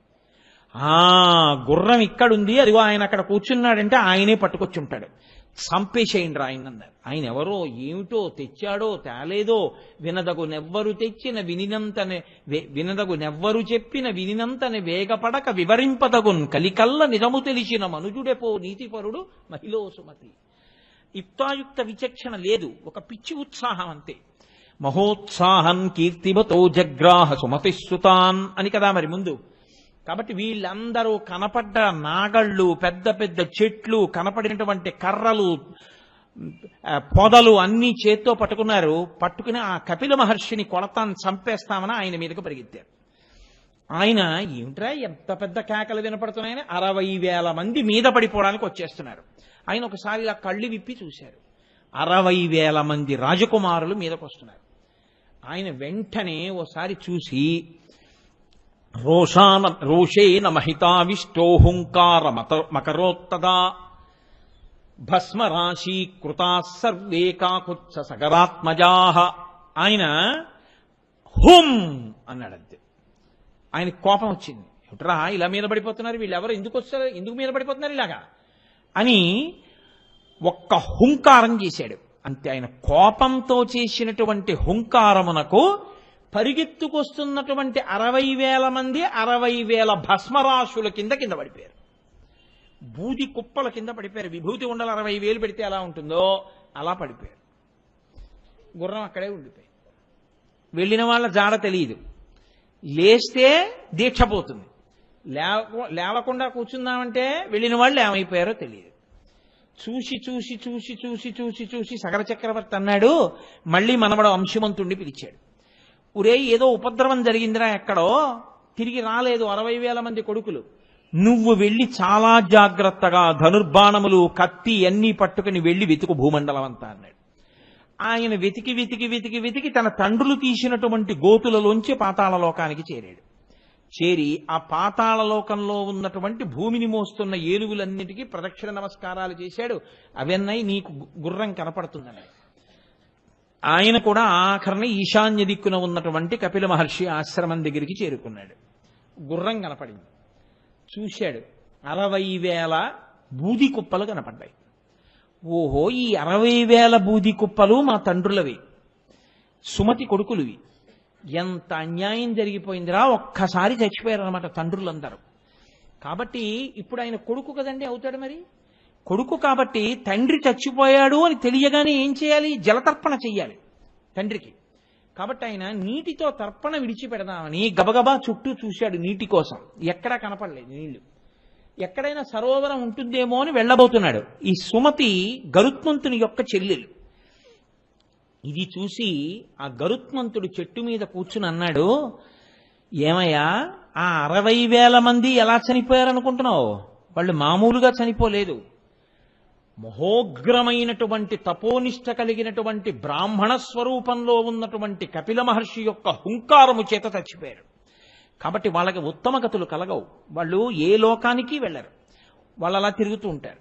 వాళ్ళకి జలతర్పణ చేసినా ఆ నీళ్లు వాళ్ళకి అందవు. వాళ్ళకి దాహం తీరదు. వాళ్ళు అలా తిరుగుతూ ఉంటారు. దాహంతో శోషించిపోతూ ఉంటారు. వాళ్ళు మళ్ళీ ప్రేతత్వాన్ని విడిచిపెట్టి ఉత్తమ లోకములను పొందాలి అంటే ఈ భూమి మీద ఇంతకు ముందు ప్రవహించనిది, ఆకాశములో మాత్రమే ప్రవహించేది, హిమవంతుడికి మేనకాదేవికి పుట్టినటువంటి పెద్ద కూతురు బ్రహ్మగారి శాపం చేత గంగగా మారి ప్రవహిస్తున్నటువంటి ఆకాశ గంగ, ఆవిడ్ని భూమి మీదకి తీసుకురావాలి. భూమి మించి పాతాళ లోకంలోకి రావాలి. వచ్చి ఆవిడ ఈ బూది కుప్పల మించి వెళ్ళాలి. వెడితే అప్పుడు వీళ్ళకి ఉపశాంతి కలుగుతుంది. వీళ్ళు దాహాన్ని పోగొట్టుకుంటారు. కాబట్టి ఆకాశగంగని తేగలవా? లేకపోతే వెళ్ళిపో, నువ్వేం చేయలేవు. గుర్రం పట్టుకుని వెళ్ళు. సుపర్ణవచనం శ్రుత్వా శోంశుమాన్ అతి వీర్యవాన్ త్వరితం హయమాదాయ పునరాయాన్ మహాయశాః. సుపర్ణుడు అంటే గరుత్మంతుడు చెప్పాడు కాబట్టి మేనమామ, అయ్యో మనం ఏమీ చేయలేము ఇప్పుడు తండ్రులకని చెప్పి ఆయన ఏం చేశాడంటే ఆ గుర్రాన్ని పట్టుకుని తిరిగి సగర చక్రవర్తి దగ్గరికి వెళ్ళిపోయి చెప్పాడు, 60,000 మంది చనిపోయారయ్యా అని చెప్పాడు. ఆయన యజ్ఞం పూర్తి చేసేసాడు. పూర్తయిపోయింది. 60,000 మంది చనిపోయిన కొడుకులకి ఉత్తమ గతులు కల్పించాలంటే ఆకాశంలోంచి గంగని భూమి మీదకి తీసుకురావాలి. ఎలా వస్తుంది గంగ? బ్రతికున్న నాళ్లు కొన్ని వేల సంవత్సరములు, త్రేతాయుగంలో కొన్ని వేల సంవత్సరములు బతికేవారు. ఒక్కొక్క యుగంలో ఒక్కొక్కలా ఉంటుంది ఆయుర్దాయం ధర్మాన్ని బట్టి. దశరథ మహారాజు గారు 60,000 సంవత్సరాలు. కాబట్టి ఆయన ఇన్ని వేల సంవత్సరములో ఆలోచించి చిట్ట చివరికి ఆకాశగంగని భూమి మీద తేవడం కుదరదు అని నిర్ణయం చేసుకుని బాధతోనే శరీరాన్ని విడిచిపెట్టి ఉత్తమలోకాలకు వెళ్ళిపోయాడు. ఆయన కొడుకు అంశుమంతుడు, ఆయన మనవడు అంశుమంతుడు రాజయ్యాడు. ఎందుకని అసమంజసుడు అడవిలు పెట్టి వెళ్ళిపోయాడు, సగరులు చచ్చిపోయారు. అంశుమంతుడు రాజయ్యాడు. ఇప్పుడు ఈ అంశుమంతుడు రాజ్య పరిపాలన చేసి దిలీపుణ్ణి కన్నాడు. ఆయన కొన్ని వేల సంవత్సరములు ఆలోచించి ప్రయత్నించాడు. గంగని తేగలమా? మన పితృదేవతలు అలా ఉండిపోయారు. అంటే తద్దినం పెట్టడం, పితృదేవతల దాహం తీర్చడం ఎంత ముఖ్యమైనదిగా భావించిందో చూడండి మన జాతి. కాబట్టి ఇప్పుడు ఎలా వాళ్ళకి మళ్ళీ మనం ఉత్తమగతులు కల్పించడం? ఆలోచించి గంగని భూమి మీదకి తీసుకురాకుండానే దిలీపుడు కూడా వెళ్ళిపోయాడు. దిలీపుడు కొడుకు భగీరథుడు వచ్చాడు రాజ్యానికి. ఈ భగీరథుడు రాజ్యానికి రాగానే ఎలాగైనా ఆకాశగంగని తీసుకురావాలి. తీసుకొచ్చి మా పితృదేవతలందరూ కూడా తరించేటట్టు చెయ్యాలి. నేను ఎక్కడ తపస్సు చెయ్యను అని అడిగాడు. అడిగితే వాళ్ళన్నారు, గోకర్ణంలో తపస్సు చేయండి అన్నారు మంత్రులు. ఏమి గోకర్ణంలో ఎందుకు చెయ్యాలి? హిమవత్ పర్వతం మీద సగర చక్రవర్తి తపస్సు చేయడానికి వెళ్ళాడుగా, సంతానం లేకపోతే తను కూడా హిమవత్ పర్వతం మీదకి వెళ్ళకూడదా? కాదు. గోకర్ణ క్షేత్రానికి ఒక ప్రత్యేకమైనటువంటి ప్రాధాన్యత ఒకటి ఉంది. గోకర్ణ క్షేత్రంలో మీరు ఏదైనా నూతిలో నీళ్లు తీసి పోసుకున్నారనుకోండి, అది తీర్థస్నానమే. మీరు గోకర్ణంలో ఎక్కడైనా ఓ చెరువులో స్నానం చేశారనుకోండి, అది తీర్థమే. గోకర్ణ క్షేత్రం మొత్తం మీద ఎక్కడైనా మీరు ఓ రాయి మీద పువ్వేశారనుకోండి, అది శివలింగమే. గోకర్ణ క్షేత్రానికి ఉన్న గొప్పతనం ఏమిటంటే గోకర్ణ క్షేత్రమంతా శివలింగములే, గోకర్ణ క్షేత్రమంతా తీర్థములే. అందుకే కోటి తీర్థ క్షేత్రం అక్కడే ఉంది. అందుకే గోకర్ణ క్షేత్రంలోకి అసలు ప్రవేశించడం కానీ, గోకర్ణంలో ఉండడం కానీ, గోకర్ణంలో ఏదైనా నోము కానీ వ్రతం కానీ చెయ్యడం కానీ అంత తేలికైన విషయములు కాదు అంటారు. స్కాంద పురాణంలో గోకర్ణ క్షేత్ర మాహాత్మ్యము అని అసలు నిజంగా ఎన్ని విషయాలు చెప్తారో ఆ గోకర్ణ క్షేత్రం గురించి. నోటితో చెప్పడానికి కూడా అమ్మ బాబోయ్ మనం ఉచ్చరించద్దనిపిస్తుంది. అన్ని మహాపాపములు చేసింది ఒక స్త్రీ. చేసి అంధురాలైపోయింది, కుష్ఠవ్యాధి వచ్చేసింది, తినడానికి తిండి లేక గోకర్ణ క్షేత్రానికి వెళ్ళింది. కళ్ళు లేవు, ఎవరన్నా ఏదైనా తినేది వేస్తారేమోనని ఒక శివరాత్రి నాడు అక్కడ కూర్చుంది. అందుకే మనకి పెద్దలు ఒక మాట చెప్తారు, నీ జీవితంలో ఎప్పుడైనా 4 ఒక్కసారి దొరికితే నీ అంత ధన్యాత్ముడు లేడు అని చెప్తారు. 4 ఒక్కసారి దొరకాలి. 1, నువ్వు గోకర్ణం వెళ్ళాలి అసలు. 2, నీవు మారేడు దళములను చేత్తో పుచ్చుకోవాలి. 3, నీకక్కడ శివలింగం ఏ రాయైనా శివలింగమే. ఓ శివలింగంగా నువ్వు అక్కడ భావన చెయ్యాలి. లేకపోతే అక్కడ ఉన్నటువంటి స్వామికి మహాబలేశ్వరుడని పేరు. మహాబలేశ్వర దర్శనం చెయ్యాలి. నీ అదృష్టమైతే అది కృష్ణ చతుర్దశి అయి ఉండాలి. అంటే మాస శివరాత్రి కాని మహాశివరాత్రి కాని అయి ఉండాలి. ఈ 4 కానీ ఎప్పుడైనా జీవితంలో దొరికితే వాడు ఈ మారేడు దళాన్ని గోకర్ణంలో ఒక రాయి మీద వేసినా వాడు మోక్షాన్ని పొందేస్తాడు. ఇన్ని పాపములు చేసిన వాడు కానివాడు, అంటే చెయ్యమని నా ఉద్దేశ్యం కాదు, కానీ గోకర్ణ క్షేత్రం అంత గొప్పది. అక్కడ సముద్ర స్నానం 365 రోజులు సముద్ర స్నానమే అక్కడ. అటువంటి క్షేత్రంలో ఈవిడ వెళ్ళి కూర్చుంది అన్నం కోసం. ఈ పాపములు చేసినవాడు, అసలు నా నోటితో నేను వర్ణించలేను ఆ పాపాలన్నీ. ఆవిడ కూర్చునుంటే ఒక ఆయన వెళ్ళిపోతూ ఆవిడ్ని చూశాడు. చూసి ఏమో ఎందుకు విసిరాడో తెలియదు, ముట్టుకున్నా పాపం పోతుంది కదా అనుకున్నాడో ఏమో. దర్శనం స్పర్శనం 2 గొప్పవు కదా మారేడు దళం. అందుకని ఒక మారేడు దళాల మాలను ఒక దాన్ని ఆవిడ ఒళ్ళోకి బారేశాడు. కంపు వచ్చేస్తోంది, ఒళ్ళు చీము నెత్తురు కారిపోతోంది, కుష్ఠరోగంతో ఉంది, కళ్ళు లేవు, వృద్ధురాలు, ఆకలి, ఏడుస్తోంది. దగ్గరికి వెళ్లకుండా మారేడు దళాల మాలిల విసిరాడు. ఆ ఒళ్ళో వచ్చి పడితే ఆవిడనుకుంది అమ్మయ్యా తినేదేదో వేశారనుకుని గబగబా ఆర్తితో దాన్ని ఇలా తడువుకుని తీసి నోటి దగ్గర పెట్టుకుంది. ఆకులు అని తెలిసింది ఆవిడకి. ఇది ఏమిటి అని ముక్కుతో వాసన చూసింది. అది మారేడు దళాల మాల. ఎవడో ధూర్తుడు నాకు మారేడు దళాల మాల వేశాడు, ఇందుకు తినాలా కడుపు నిండాలా? ఆ రోజు ఆవిడ అదృష్టం ఏమిటంటే కృష్ణ చతుర్దశి, మాఘమాస కృష్ణ చతుర్దశి అంటే మహాశివరాత్రి. ఆవిడ ఈ మాలని తీసి విసిరి పారేసింది కోపంలో. ఆ విసిరేయడంలో అది వెళ్ళి ఆ పక్కన ఉన్నటువంటి ఓ శివలింగం మీదకి అలంకారంగా పడిపోయింది.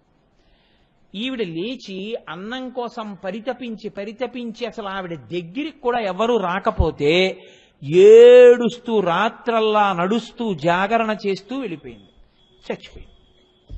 శివదూతలు వచ్చి ఆవిడని తీసుకెళ్ళిపోయింది.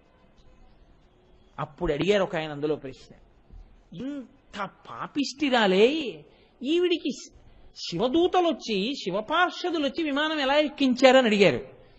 మీరు తెలిసి ముట్టుకున్నా తెలియకుండా ముట్టుకున్నా నిప్పు నిప్పే, తెలిసి ముట్టుకున్నా తెలియకుండా ముట్టుకున్నా నీరు నీరే. గోకర్ణ క్షేత్రం అంత గొప్పది. అందుకే మనుష్య ఉపాధిలోకి వచ్చిన వాళ్ళు తప్పకుండా కొన్ని క్షేత్రముల మట్టి తొక్కాలి, అంటే వెళ్ళాలి. వెళ్ళకపోతే జీవుడు ఊపిరుండగా చేసుకోకపోతే ఎవరు ఉద్ధరిస్తారు? వెళ్ళాలి తప్పకుండా కొన్ని క్షేత్రాలకి. కాబట్టి అటువంటి గోకర్ణ క్షేత్రంలో నీవు తపస్సు చేస్తే ఏ కోరిక సామాన్యమైంది కాదు. ఆకాశగంగని తీసుకురావాలి, చతుర్ముఖ బ్రహ్మగారి అనుగ్రహం కలగాలి. కాబట్టి గోకర్ణంలో తపస్సు చెయ్యి. ఇప్పుడు ఆయన గోకర్ణం వెళ్ళాడు. కోరిక చాలా తీవ్రమైంది కాబట్టి ఉగ్రమైన తపస్సు చేశాడు. ఊర్ధ్వబాహు పంచతపః మాసాహారో జితేంద్రియ తస్య వర్ష సహస్రాణి ఘోరే తపసి తిష్ఠితః. ఆయన ఊర్ధ్వబాహు 2 చేతులు పైకెత్తి నించున్నాడు. పంచతపః అంటే ఇటు వెనక 2 పక్కల అగ్నిహోత్రాన్ని పెట్టుకుంటారు. వాటి సెగ తగులుతూ ఉంటుంది. 2 కన్నులు ముయ్యకుండా సూర్యుడి వంక అలా చూస్తూ ఉంటారు. ఎంత బాధ కళ్ళకి. 4 అగ్నిహోత్రముల మధ్యలో కేవలం బొటనవేళ్ల మీద నిలబడి సూర్యుడి వంక చూస్తూ అలా నెలకి ఒక్కసారి మాత్రమే ఆహారమును తీసుకుంటూ తస్య వర్ష సహస్రాణి 1000 ఏళ్లు తపస్సు చేశాడు గోకర్ణ క్షేత్రంలో. అందుకే భగీరథ ప్రయత్నం అంటారు. చతుర్ముఖ బ్రహ్మగారు ప్రత్యక్షమయ్యారు. ఏమిరా నాయన ఇంత ఘోరమైన తపస్సు చేశావు, ఇంత కష్టపడ్డావు, నీకేం కావాలన్నారు. నాకు 2 కావాలి. 1, మా ఇక్ష్వాకు వంశం సంతానం లేక ఇబ్బంది పడుతోంది అప్పుడప్పుడు. మా ఇక్ష్వాకు వంశంలో ఇంకా సంతానము కలగడంలో ఇబ్బంది కలగకూడదు. సంతానము కలిగి తీరాలి, వంశం ఆగకూడదు. తప్పకుండా నీ కోరిక తీరింది, అనుగ్రహించాను. 2, మా పితృదేవతలు మా ముందు పుట్టినటువంటి వాళ్ళు 60,000 మంది సగరులు బూడిద కుప్పలై పడిపోయి ఉన్నారు కపిల మహర్షి యొక్క ఆగ్రహ జ్వాలకు. వాళ్ళు ఉత్తమగతులు పొందలేదు, వాళ్ళ దాహం తీరలేదు అప్పటి నుంచి ఇప్పటి వరకు.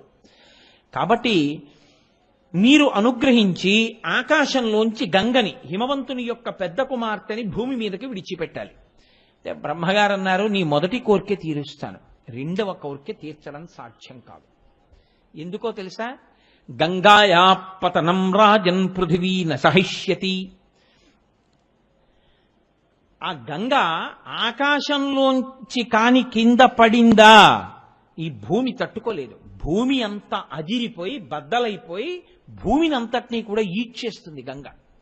అంత శక్తివంతం పైనుంచి అలా పడుతుంది. కాబట్టి భూమి కూడా తట్టుకోలేదు, భరించగలిగినది భూమి, అటువంటి భూమి తట్టుకోలేదు. కాబట్టి నాకు తెలిసినంత వరకు ఇంకా అలా పట్టుకోగలిగినటువంటి వాడు అంటే గంగ కాదు, భూమి కాదు, ఆకాశం కాదు, సమస్తమును సృష్టించినటువంటి పరాత్పరుడైన మహేశ్వరుడైన సాంబ సదాశివుడైన త్రయంబకుడైన ఒక్క ఈశ్వరుడు మాత్రమే పట్టుకోవాలి.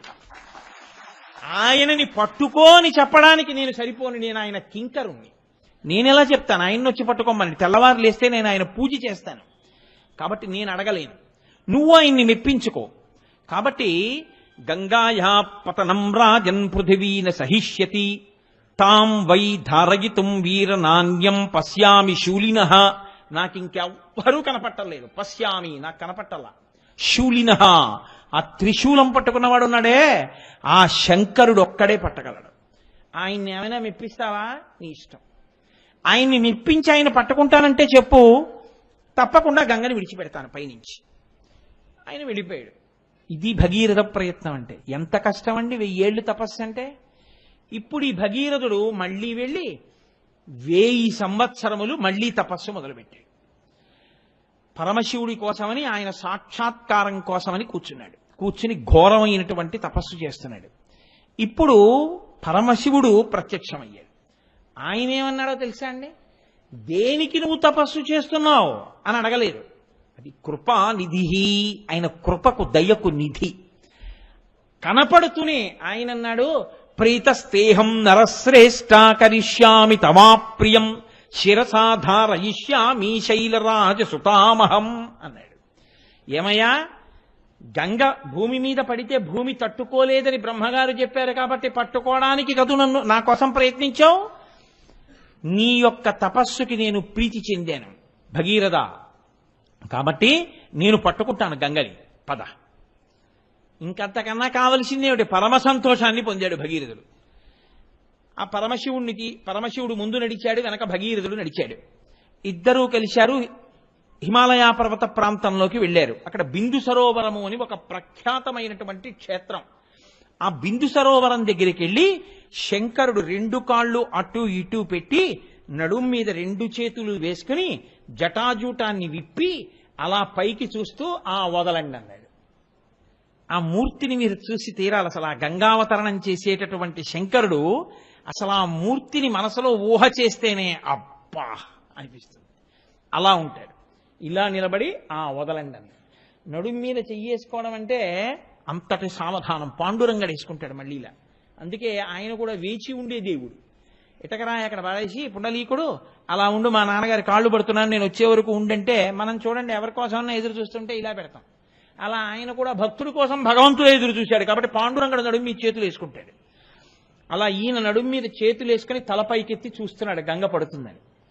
బ్రహ్మగారు అన్నారు, గంగా పైనుంచి కింద పడు అంటే ఆవిడ పకపక నవ్వి ఆవిడంది, ఏమిటో పిచ్చాడు, తెలియదు నా సంగతి, నన్ను పట్టుకుంటాడా? ఎక్కడ పట్టుకుంటాడా? ఆ జటాజూటంలో పట్టేసుకుంటాడా? నన్ను ఆ జుత్తులో పట్టుకుంటాడా? అదేం పెద్ద బిందె కడవా ఏమిటి? భూమే పట్టుకోలేని దాన్ని ఓ జుత్తులో పట్టుకుంటాడా? ఈడ్చేస్తాను. తాబేళ్లతో, చేపలతో, మొసళ్లతో, పాములతో పైనుంచి నేను కింద పడిపోతుంటే కొన్ని కోట్ల హంసలు పెడుతున్నట్టుంటుంది ఆ నురగ. అంత ధారతో వచ్చి తల మీద పడగానే ఆ దెబ్బకి కింద పడిపోతాడు. నిజం తెలుసా అండి? అందుకే జలపాతం కింద స్నానం చేయడం తెలిసి చెయ్యాలి. తెలియకుండా తలకాని మీరు పెట్టారనుకోండి ఏమవుతుందో తెలుసా? 2 రోజులు హోరెక్కిపోతుంది తల. అందుకే జలపాతం కింద స్నానం చేస్తే చేతులు ఇలా అడ్డు పెట్టుకుని స్నానం చెయ్యాలి. తల ఎప్పుడైనా ఆ కపిల తీర్థం దగ్గరికి వెళ్ళి శేషాచలం నుంచి పడే నీటి కింద తల పెడితే తెలియకుండా పెట్టేశారనుకోండి, తల అదిరిపోతుంది. కాబట్టి తెలియదు పిచ్చేడికి, నించున్నాడు, ఈడ్చేస్తాను పాతాళానికి, ఏమిటో అనుకుంటున్నాడండి. ఆయనకి తెలియదండి, అందరి మనసులను తెలుసుకోగలిగిన వాడు కాబట్టి త్రినేత్రుడయ్యాడు ఆయన. ఓహో, ఎంత అహంకరిస్తోందిరా, నన్నే ఈడ్చేస్తానంటోందనుకున్నాడు. సాకథం చిన్మహీంగంతుం న శక్నోద్యత్నమాస్థిత నైవ నిర్గమనం లేభే జటామండలమోహిత అన్నారు మహర్షి. ఆయన పెద్ద జటాజూటాన్ని విప్పి నించున్నాడు. ఇంకా పైనుంచి గంగ ఏమి వేగమో వచ్చి పడిపోయింది. అలా అంత గంగ పడుతూ ఉంటే పక్కన నీ మీద పడితే తట్టుకోలేవా వేగాన్ని, భగీరథ దూరంగా పర్వత శిఖరం మీద నించోమన్నాడు. ఆయన గంగ శివుడి మీద పడి శివుడి మించి కింద పడుతుంది, కింద పడి ప్రవహిస్తుంది. ప్రవహించిన తర్వాత నేను వెళ్ళి పాతాళ లోకానికి తీసుకెడదాం, మా పితృదేవతలు మా పితరులు ఎక్కడ బూడిద కుప్పలై పడిపోయారో అక్కడికి తీసుకెడదామని పాపం ఆయన నించున్నాడు. గంగ పడ్డం కనపడుతోంది, చుక్క కింద పట్టలేదు, ఆ జటాజూటంలో ఉండిపోయింది.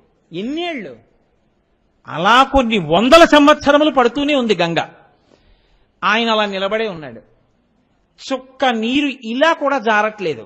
అంత పెద్ద జటాజూటాన్ని నిర్మాణం చేశాడు. వ్యోమకేశ అందులో ఉండిపోయింది.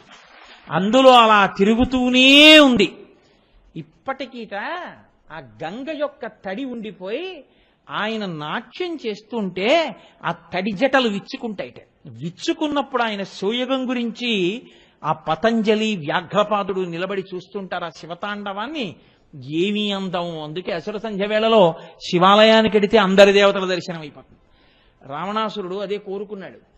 జటాటవీగలజ్జల ప్రవాహ పావితస్థలే గళేవలం జలంబితాంబుజంగ తుంగమాలికాం ఢమ ఢమ ఢమ ఢమ నినాదమడ్డవర్వయం చకార చండ తాండవంతనోతు శివ శివం జటాకటాహ సంభ్రమ భ్రమ నిలింప నిర్ఝరీ విలోల వీచి వల్లరీ విరాజమానమూర్ధని ధగద్ధగద్ధగజ్జలల్లలాట పట్ట పావకే కిశోర చంద్రశేఖరే రతి ప్రతిక్షణం మమ ధరాధరేంద్ర నందినీ విలాస బంధు బంధురస్ఫురద్దిగంత సంతతి ప్రమోదమాన మానసే కృపాకటాక్షధోరణి నిరుద్ధదుద్ధరాపదిక్వచిద్దిగంబరే మనో వినోదమేతు వస్తుని అగర్వ సర్వమంగళా కళాకదంబ మంజరీ రసప్రవాహ మాధురీ విజృంభణా మధువ్రతం స్మరాంతకం పురాంతకం భవాంతకం మకాంతకం గజాంధకాంతకాంతకంతమంతకాంతకం భజే వృషద్విచిత్రతల్పయోర్భుజంగముక్తికస్రజో గరిష్టరత్నలోష్టయో సుహృద్విపక్షపక్షయో తృణారవింద చక్షుషో ప్రజామహీ మహేంద్రయో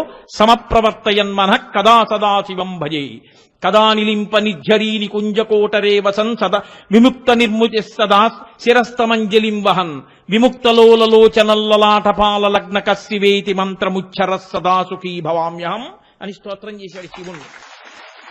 ఈశ్వరా, నువ్వు తాండవం చేస్తుంటే, నువ్వు గిర్ర గిర్ర గిర్ర గిర్ర తిరుగుతూ ఉంటే, ఆ లోపల ఉన్నటువంటి గంగ కూడా బిందెలో తిరిగినట్టు తిరుగుతూ ఉంటే, ఆ తుంపర్లు బయటపడుతుంటే, ఎర్రటి జటలు తడి జటలు విచ్చుకుని అటు ఇటు పడుతుంటే, నువ్వు గిర్ర గిర్ర తిరుగుతుంటే, ఆ భస్మ కింద రాలుతుంటే, పావులు కిందకి పడిపోకుండా పట్టుకుని బుసలు కొడుతూ కోరలు కనపడేటట్టు నోళ్లు విప్పి నిలబడితే, గట్టిగా నీ ఒంటికి చుట్టుకునుంటే, అమ్మవారు పక్కన లాస్యం చేస్తుంటే, మహావిష్ణువు మధ్యలు మోగిస్తుంటే, గణపతి కీర్తన చేస్తుంటే, నువ్వు ఆ కైలాస పర్వతం మీద అసుర సంధ్య వేళలో తాండవం చేస్తుండగా, నేను కాశీపట్టణంలో ఆ గంగానదిలో ఉన్నటువంటి ఒక సైకతం మీద ఒక పొదరింటిలో కూర్చుని 3 కన్నులు కలిగినటువంటి నిన్ను పంచాక్షరీ మహామంత్రంతో జపం చేసి ఆ తాండవం చేస్తున్నటువంటి పరమశివాని దర్శనాన్ని ఎప్పుడు పొందుతానో అని స్తోత్రం చేశాడు. అటువంటి తాండవం చేసేటటువంటి వాడు. అందుకే ఆయన పేరు చెప్తే చాలు వెంటనే గంగా అంటారు. అలా గంగని పట్టి కొన్ని సంవత్సరములు ఉండిపోయాడు ఆయన. అలా తిరుగుతోందంతే ఆవిడ. సాకథం చిన్మహీంగంతుం న శక్నోద్యత్నమాస్థితః నైవ నిర్గమనం లేభే జటామండలమోహిత.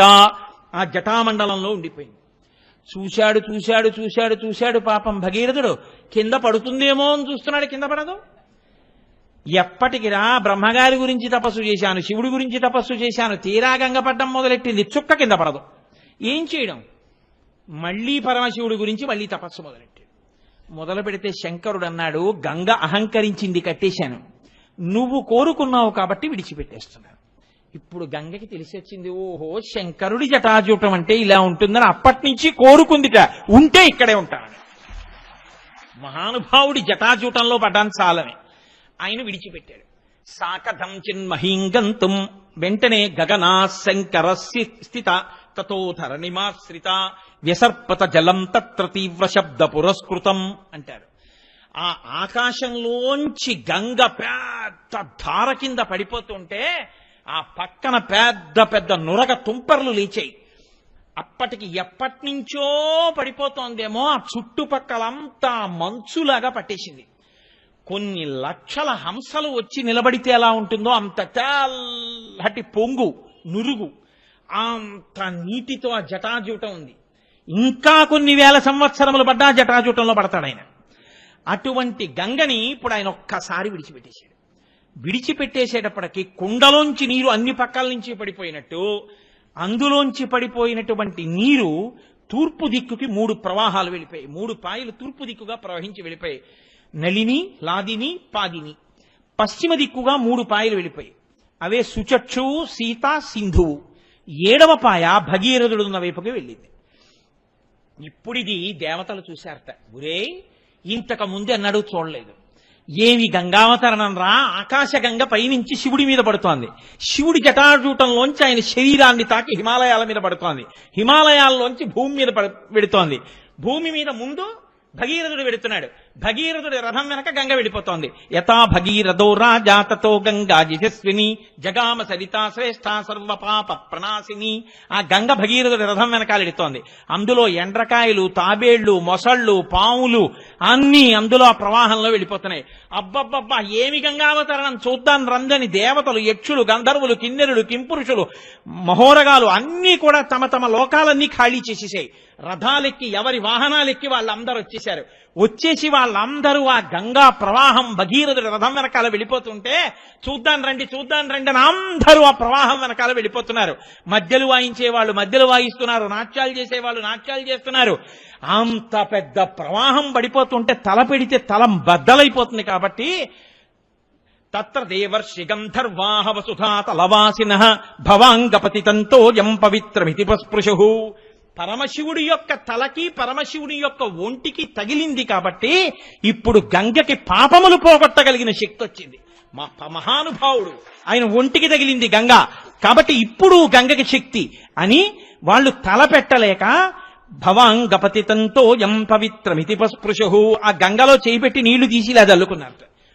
గంగ తల మీద పడగానే ఒక చుక్క వాళ్ళ పాపరాశులన్నీ ధ్వంసమైపోయి వెంటనే వాళ్ళు ఉత్తమమైన రథాలెక్కి మహాపాపాలు చేసుకున్న వాళ్ళు, శాపాల్లో ఉన్న వాళ్ళు అందరికీ విమోచనం అయిపోయి ఒక్కసారి వాళ్ళందరూ దివ్య రథాల్లో దేవలోకాలకు వెళ్ళిపోతున్నారు. దేవలోకాల్లో ఉన్న వాళ్ళందరూ రే గంగావతరణం శివుడి మిచ్చి పడుతోంది, రండి స్నానం చేద్దామని వాళ్ళందరూ వచ్చి గంగలో మునకలేసేస్తున్నారు, నీళ్లు జల్లేసుకుంటున్నారు. పాపాలు పోయి పైకి వెళ్ళిపోయే వాళ్ళు, పైనుంచి స్నానాలకు వచ్చేసేవాళ్ళు, ముందు భగీరథ రథం వెనకాల వెళ్ళిపోతున్న గంగ వెంట వెళ్ళిపోతున్నటువంటి దేవతలు, యక్షులు, గంధర్వులు, కిన్నెరులు, కింపురుషులు, అప్సరసలు నాట్యం చేస్తూ వెళ్ళిపోతున్నారు. ఇంతమంది ఆశ్చర్యం. మొత్తం 33 కోట్ల మంది దేవతలు ఆకాశంలో నిలబడి ఆ ప్రవాహం వెళ్లడం, భగీరథుడు వెళ్లడం చూస్తున్నారు. కొన్ని చోట్ల వంకరగా వెడుతోంది, కొన్ని చోట్ల నిలువుగా వెడుతోంది, కొన్ని చోట్ల పైకెక్కుతోంది, కొన్ని చోట్ల కింద పడుతోంది, ఒక చోట తన ప్రవాహాన్ని తానే ఢీకుంటోంది, ఒక చోట సుడిగుండం తిరుగుతోంది, ఒక చోట తుంపర్లు చిమ్ముతోంది. రంగతుంగ తరంగ సంఘములతో రంజిల్లు ఘోషంబుతో బంగారంబగు పొంగుతో నురగతో పువ్వాట తుంపర్లతో భంగుల్ సల్పుతు జంఘలించుతన భోభాగము నుండి జారన్ గంగమ్మను దల్చితే శిరమునన్ రంజిల్లుతున్ శంకరా. మహానుభావుడు ఆ నురగతో తుంపర్లతో పడిపోతున్నటువంటి ఆ గంగని పట్టి 7 ప్రవాహాల కింద విడిచిపెడితే ఒక ప్రవాహం భగీరథుడి వెనకాల వెళ్ళిపోతుంటే అందరూ సంతోషంగా అనుగమిస్తున్నారు. అక్కడే జహ్ను మహర్షి తపస్సు చేస్తున్నారు. ఆయన యజ్ఞవాటాన్నంతటినీ ముంచెత్తేసింది గంగ. ఎప్పుడైతే తను చేస్తున్నటువంటి యజ్ఞవాటాన్ని ముంచెత్తిందో ఆయనకి కోపం వచ్చి, ఋషే కదండి, ఒక్కసారి దాన్ని అంతటినీ చేత్తో పట్టుకు తాగేశారు. ఇప్పటి వరకు కనపడినటువంటి అంత పెద్ద గంగా ప్రవాహం చుక్క నీరు లేకుండా మళ్ళీ మట్టి భూమి కనపడ్డాయి. అయ్యయ్యయ్యో ఇదేం ఆశ్చర్యం రా, జహ్నువు తాగేశాడు నీళ్లన్నీ. పాపం ముందు పెడుతున్న భగీరథుడికి వెనకాల గంగ చప్పుడు వినపడలేదు, నీటి చప్పుడు, ప్రవాహం వేగం. ఇదేమిటని వెనక్కి తిరిగి చూశాడు, చొక్క నీళ్లు లేవు, ఎండిపోయింది. ఏమైపోయింది గంగ అన్నాడు. జహ్ను మహర్షి యజ్ఞకవాటాన్ని ముంచెత్తింది, కోపం వచ్చి ఆయన తగేశాడన్నారు. ఇది భగీరథ ప్రయత్నం అంటే. ఆయన మళ్లీ వచ్చి ఆయన కాళ్ళ మీద పడ్డాడు. అయ్యో, మా పితరులని రక్షించుకోవడానికి తీసుకెడుతున్నానయ్యా, ప్రవాహం అన్న తర్వాత ముంచెత్తడం దాని లక్షణం, నీ జోలికి రాకుండా ఉండవలసింది, కానీ మాకేం తెలుసు, మన్నించి విడిచిపెట్టమన్నాడు. దేవతలందరూ వచ్చి ప్రార్థించారు. పాపం ఎంత కష్టపడ్డాడు, 1 రోజా 2 రోజులా, ఎంత కష్టపడి తెచ్చుకున్నాడు, విడిచిపెట్టేవయ్యా అన్నారు. అంటే ఆయన అన్నాడు, తాగేశాను కదా గంగని, కాబట్టి కుడి చెవిలోంచి వదిలేస్తానన్నాడు. తస్మాత్ జహ్ను సుతా గంగా జాహ్నవి.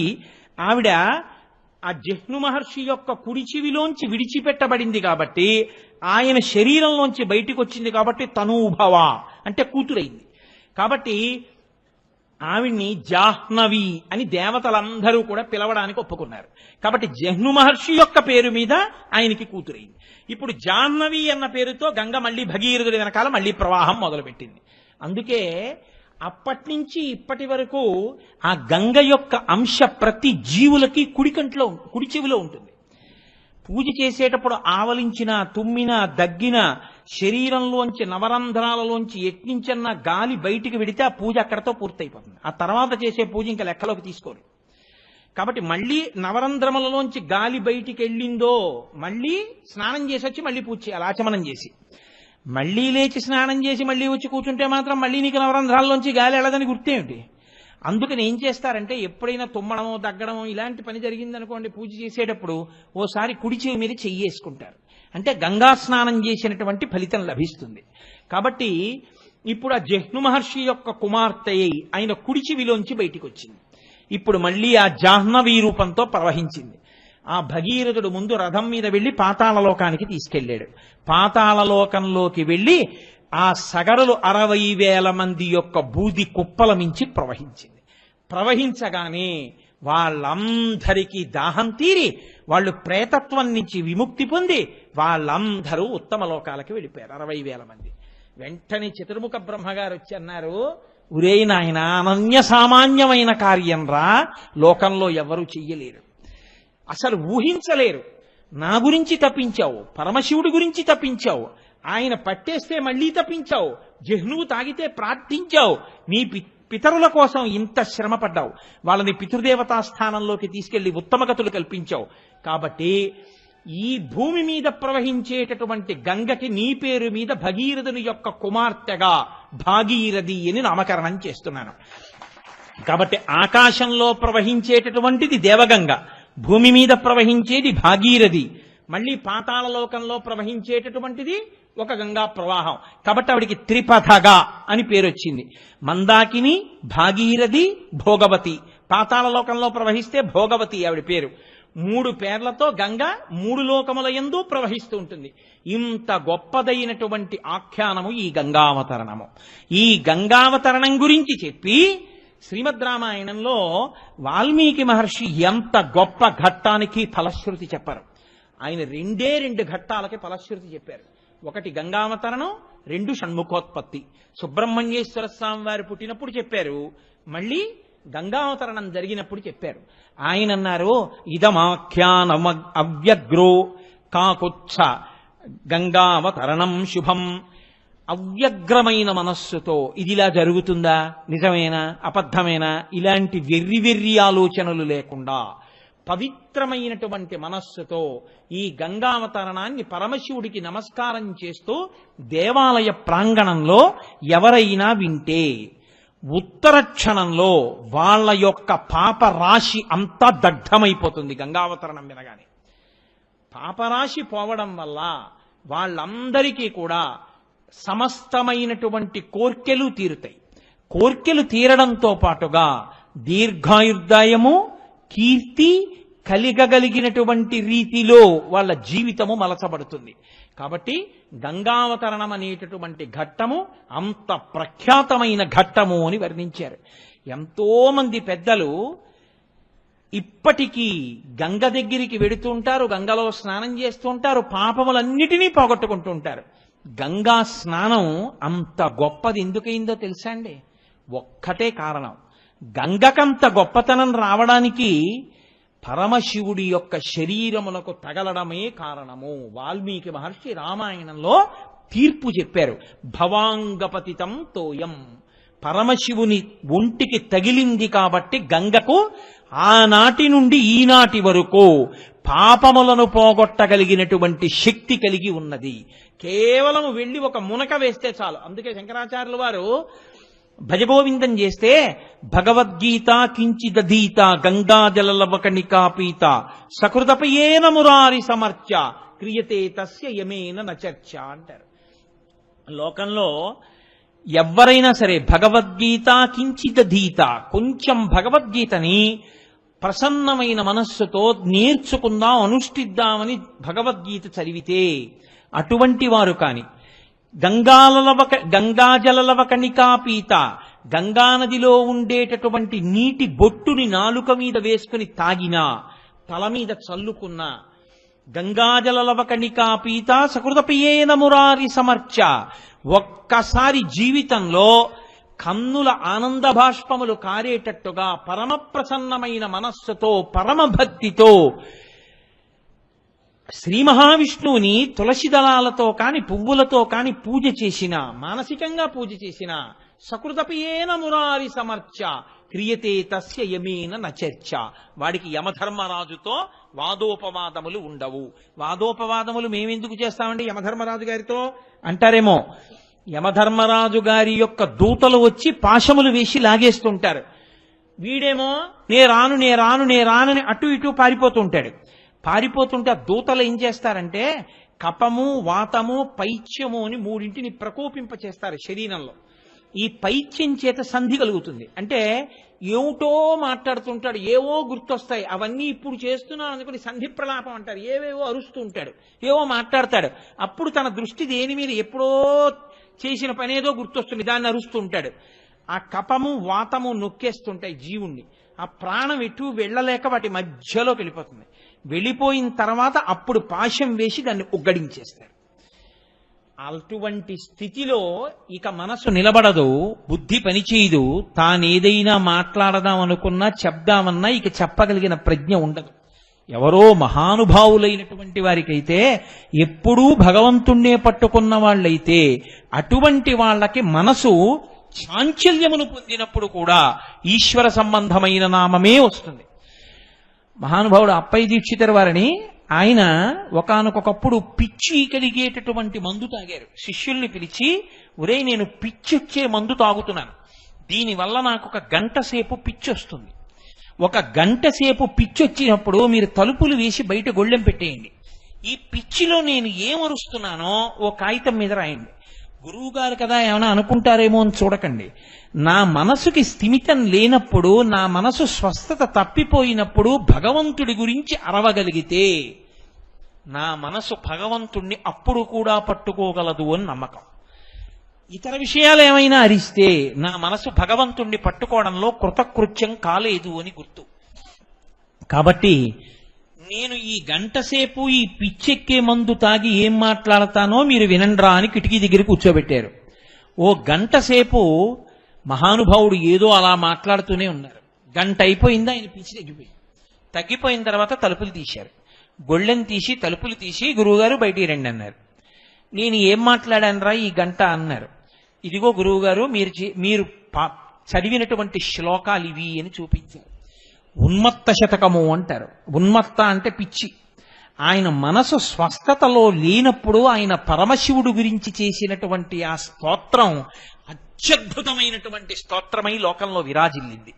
అంటే మహాపురుషులైనటువంటి వారు వినా అందరికీ అలా భగవంతుణ్ణి పట్టుకోవడం సాధ్యం కాదు. మరణ సమయంలో కపవాత పైత్యముల్ కప్పగాశ్రమ చేత కంపముద్భవ మంది కష్టపడుచు నారాయణాయంచు నా జిహ్వతో నిన్ను పిలుతునో శ్రమచేత పిలువలేను నాటికిపుడి నీనామస్మరణ చేతు చివినిడవయ్య భూషణ వికాస శ్రీధర్మ పురనివాస దుష్ట సంహార నరసింహ దురిత దూర అని ప్రార్థిస్తాడు నరసింహ శతక కర్త.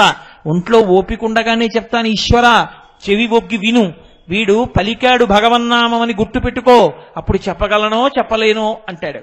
కాబట్టి భగవద్గీత కించిదీత గంగాజలలవకణికాపీత సకృతపియేన మురారి సమర్చ క్రియతే తస్య యమేన న చర్చ. యమధర్మరాజు గారి భటులు రావడం, పాశాలు వేయడం, రా అనడం, నే రానండం, గొడవ పడ్డం, ఆఖరికి లాగేయడం ఇవేం ఉండవు. ఎవరు గంగానది గురించి వింటారో, గంగానది గురించి చదువుతారో, ప్రత్యేకించి గంగావతరణం వింటారో, అందున కార్తీక మాసంలో సోమవారం నాడు ప్రదోష వేళలో విష్ణువాలయంలో కూర్చుని గంగావతరణం వినడం అంటే కొన్ని కోట్ల కోట్ల కోట్ల జన్మల తర్వాత శివానుగ్రహంతో కలిగినటువంటి అదృష్టం.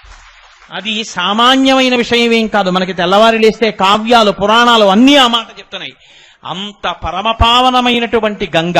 పరీక్షిత్ అంతటి వాడు ప్రార్థన చేశాడు, అమ్మాయని పిలిచిన నరు పొమ్మాయని ముక్తి కడకు బుద్ధువట, లిమాని రూపముతో రమ్మానాకెదురంగ గంగ రమ్య తరంగా అని అడిగాడు. గంగమ్మ దగ్గరికి వెళ్ళి అమ్మా అంటే చాలు, ఆవిడ వెంటనే లేచొచ్చి పొమ్మా అని ముక్తి కడకు బుద్ధువట, పోరా అని మోక్షాన్ని ఇస్తుంది. పొమ్మాయని ముక్తి కడకు బుద్ధువట, లిమ్మా నీ రూపముతో రమ్మా నాకెదురంగ గంగ రమ్య తరంగా అంటాడు. రమ్యమైన తరంగములతో ఉన్న ఓ గంగమ్మ లేచి నాకెదురు రావా అని అడుగుతాడు. అందున కాశీగంగ కాశీగంగే, హరిద్వార్లోనూ గంగే, మిగిలిన చోట్ల గంగే. కానీ గంగకి కాశీలో అంత గొప్పతనం ఎందుకో తెలుసా అండి? అక్కడ వరకు దక్షిణ దిక్కుకు వచ్చి అక్కడ ఉత్తర దిక్కుకు తిరుగుతుంది గంగ. అందుకే కాశీగంగ అంటారు. మిగిలిన చోట్ల గంగ గంగ కాదేమిటి? కాశీ వరకు దక్షిణానికి వచ్చి కాశీలో ఉత్తరానికి తిరుగుతుంది. మనుష్య జన్మ ఎన్ని జన్మలు ఎత్తండి, తొట్టతుదకు ఎన్ని పరుపుల మీద పడుకోబెట్టండి, ఎన్ని మంచి భోజనాలు పెట్టండి, ఎంత గొప్పగా దీనికి పూలమాలలు వేయనివ్వండి, ఎంత మంది దీనికి నమస్కారాలు చేయనివ్వండి, తొట్టతుదన దీని యొక్క స్థానము శ్మశానమే, అక్కడే కలిసిపోతుంది. పార్వతీదేవి మహాభారతం అనుశాసనిక పర్వంలో పరమశివుణ్ణి అడిగింది, ఏమయ్యా నీకు ఈ శ్మశానం అంటే ఇంత ఇష్టం, ఎందుకు కూర్చుంటుంటావు ఇక్కడ అని అడిగింది. అడిగితే ఆయన అన్నాడు, పార్వతీ లోకంలో నువ్వు ఎక్కడికి వెళ్ళి చూడు, అది కుక్క నే మనిషి, అది పిల్లి ఇది కుక్క, అది పక్షి ఇది పాము, ప్రతి వాళ్ళు ఉపాధి చూపించుకుని ఇది నేనని అహంకరించేవాళ్లే.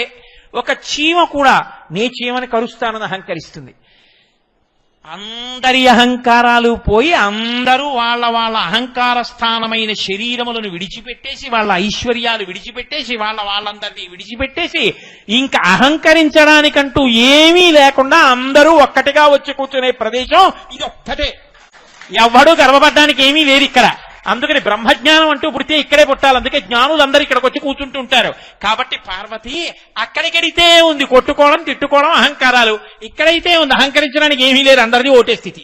కుక్కలో జీవుడు, పిల్లిలో జీవుడు, పాములో జీవుడు, తొండలో జీవుడు, మనిషిలో జీవుడు, పరిపాలకుడిలో జీవుడు, పరిపాలింపబడిన వాడి జీవుడు, అందరి జీవుళ్ళు ఒకటిగా వచ్చి జీవులే ఉంటారు ఇక్కడంతే. అన్ని అహంకరించిన కాయములన్నీ కాష్టముల యందు కాలిపోతాయి. కాబట్టి సమానత్వమునకు వేదిక శ్మశానము. అందుకని ఇక్కడ కూర్చుని ఎరా ఇప్పుడు బుద్ధి వచ్చిందా అని చూస్తుంటా. ఇలా అన్నావే, అది ఏమైందిరా చూస్తున్నావా? ఈ బుద్ధి ముందుంటే మీ నాన్నగారిని తీసుకొచ్చావు, తాతగారిని తీసుకొచ్చావు, మామగారిని తీసుకొచ్చావు, ఈ బుద్ధి పెట్టుకుని ఉంటే ఇక్కడికి రాకుండా నేను నిన్ను వచ్చి పొందేవాడిని కదరా, చూసావా అని పాఠం చెప్తుంటాను. పార్వతి అందరి అహంకారాలు పోయేస్తాను, అప్పుడు వాళ్ళని చూస్తే ఎంత గమ్మత్తుగా ఉంటుందో తెలుసా? అందుకు కూర్చుంటాను అక్కడ. పరమశివుడు అంటే అంతటి మహాజ్ఞాని, అంతటి మహానుభావుడు. కాబట్టి ఆ గంగావతరణ ఘట్టము అంత గొప్పది. గంగ ప్రవహిస్తుంది. గంగ నిలబడిపోయింది అనుకోండి ఉపయోగం లేదు. గంగ ప్రవహించి వెళ్ళిపోతుంది. ఇంతకీ నేను ఎక్కడ మొదలు పెట్టాను? ఏ జన్మలో ఉండండి, ఏ శరీరంలో ఉండండి, అన్ని శరీరాలు దక్షిణ దిక్కుకు వెళ్ళిపోతాయి. ఎందుకంటే దక్షిణ దిక్కు యమస్థానం. అందరూ యమధర్మరాజు గారి యొక్క పాశములకు పడిపోయేవారే. ఎవ్వరో కోట్ల కోట్ల కోట్ల కోట్ల మందిలో ఒక్కడు మాత్రమే ఉత్తరాభిముఖుడు అవుతాడు, దక్షిణానికి వెళ్లకుండా. ఉత్తర దిక్కునే ఉంటుంది, కైలాస పర్వతం ఉంటుంది. కైలాస పర్వతం మీద ఎవరుంటారు? మృత్యుంజయుడు ఉంటాడు. మృత్యువుని కాలుతో తన్ని మృత్యువుని శాసించగలిగిన వాడు ఉంటాడు. ఇంకా మళ్లీ పుట్టవలసిన అవసరం లేకుండా జనన మరణ చక్రము నుంచి పైకి రావాలి అంటే శివుడి యొక్క జ్ఞానమును పొందినవాడు, శివానుగ్రహమును పొందినవాడెవడో వాడే పునరావృత్తి రహిత శాశ్వత శివ సాయుధ్య స్థితిని పొందుతాడు. కాబట్టి దక్షిణ దిక్కుకు వెళ్లకుండా ఉత్తరానికి తిరిగిన గంగ కాశీలో ఉంది కాబట్టి కాశీ గంగ అంత గొప్పది. అందుకని కాశీ వెళ్ళా గంగలో స్నానం చేశా, కాశీ వెళ్ళా గంగలో స్నానం చేశా అంటారు. మిగిలిన చోట్ల గంగ గంగ కాదేంటి? అది గంగే. మీరు చూడండి, గంగ యొక్క పవిత్రత అంటే ఎంత గొప్పదో తెలుసా అండి? మనం కలశపాత్ర పెడతాం, కలశపాత్రలో నీటిని తీసుకెళ్లి ఈశ్వరుడికి అభిషేకం చెయ్యం, నైవేద్యానికి ఉపయోగించాం. గంగే చ యమునే చైవ గోదావరి సరస్వతి నర్మదే సింధు కావేరి యోజలేస్మిన్ సన్నిధిం కురు అంటాం. అసలు ఇంకా విచిత్రం ఏమిటో తెలుసా? శ్రీనాథుడు భీమఖండం చేస్తూ ఒక మాట చెప్తాడు, పరమశివుడికి 4 భార్యలని. అందరూ పార్వతీదేవి అనుకుంటారు. నిజంగా అంటే మా స్వామికి 4 భార్యలు అనుకున్నారు, ఆయనకు ఒక్కటే భార్య గౌరి. కానీ భార్య పట్ల ఎంత ప్రేమో, భార్యని ఎంత నెత్తి మీద పెట్టుకుంటాడో అలా 4 స్థానములంటే ఆయనకి అపారమైనటువంటి ప్రీతిట. అందుకని 4 భార్యతో సమానమైన స్థానములు పొందారన్నాడు శ్రీనాథుడు. 1 గౌరి, 2 గంగ. గౌరి యొక్కతే మరియు గంగ యొక్కతే, కాశీ యొక్కతే, దక్షిణ కాశీ యొక్కటే. ఆయనకి గంగ అంత ఇష్టం, అందుకని గంగని తల మీద పెట్టుకుంటాడు. అందుకని గంగ భార్యాస్థానముతో సమానత్వాన్ని పొందింది తప్ప భార్య అని కాదు. పరమశివుడు ఎప్పుడూ పాణిగ్రహణం చేయలేదు, భరించాడు కాబట్టి, అంత ప్రీతితో ధరించాడు కాబట్టి గంగ భార్యాస్థానముగా చెప్పబడుతుంది అంతే. 3వది ఆయన భార్యతో సమానమైనది కాశీ యొక్కతే. కాశీపట్టణం అంటే ఆయనకు అంత ప్రీతి. దక్షిణ కాశీ యొక్కటే.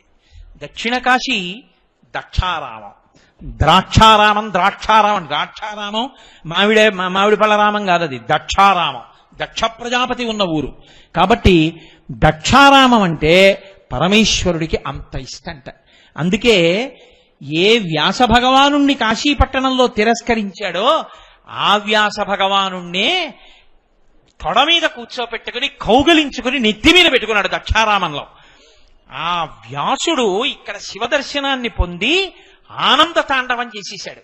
ఆ సంతోషపడిపోయి తాండవం చేస్తున్న వ్యాసుని మూర్తి ఇప్పటికీ దక్షారామ దేవాలయంలో ఒక స్తంభంలో ఉంటుంది. అంత గొప్ప క్షేత్రం దక్షారామం. అటువంటి మహానుభావుడు. గంగానది యొక్క స్థితి అంటే అటువంటిది. ఆ గంగ ప్రవాహము తానే వెళ్లి పాపులనందరినీ కూడా పుణ్యాత్ములుగా మారుస్తూ ఉంటుంది. అంత పరమపావనమైనటువంటి గంగ ప్రవహించడమే ఆయన జ్ఞానగంగాధరుడు కూడా. జ్ఞానము ఒక చోట ఉండిపోయిందనుకోండి, లోకమునకు పనికిరాదు. తన జ్ఞానమునందు, తన యొక్క పాండిత్యమునందు తనకి మోహం ఉందనుకోండి, నాకు తెలుసు నేను ఎందుకు చెప్పాలి అన్నాడు అనుకోండి, అది ఇంకెవరికి పనికిరాదు. తాను నేర్చుకున్నది ఏ విధమైనటువంటి స్వార్థ ప్రయోజనాన్ని ఆశించకుండా చెప్పడమే ధర్మంగా చెప్పేయగలిగినటువంటి ప్రజ్ఞ.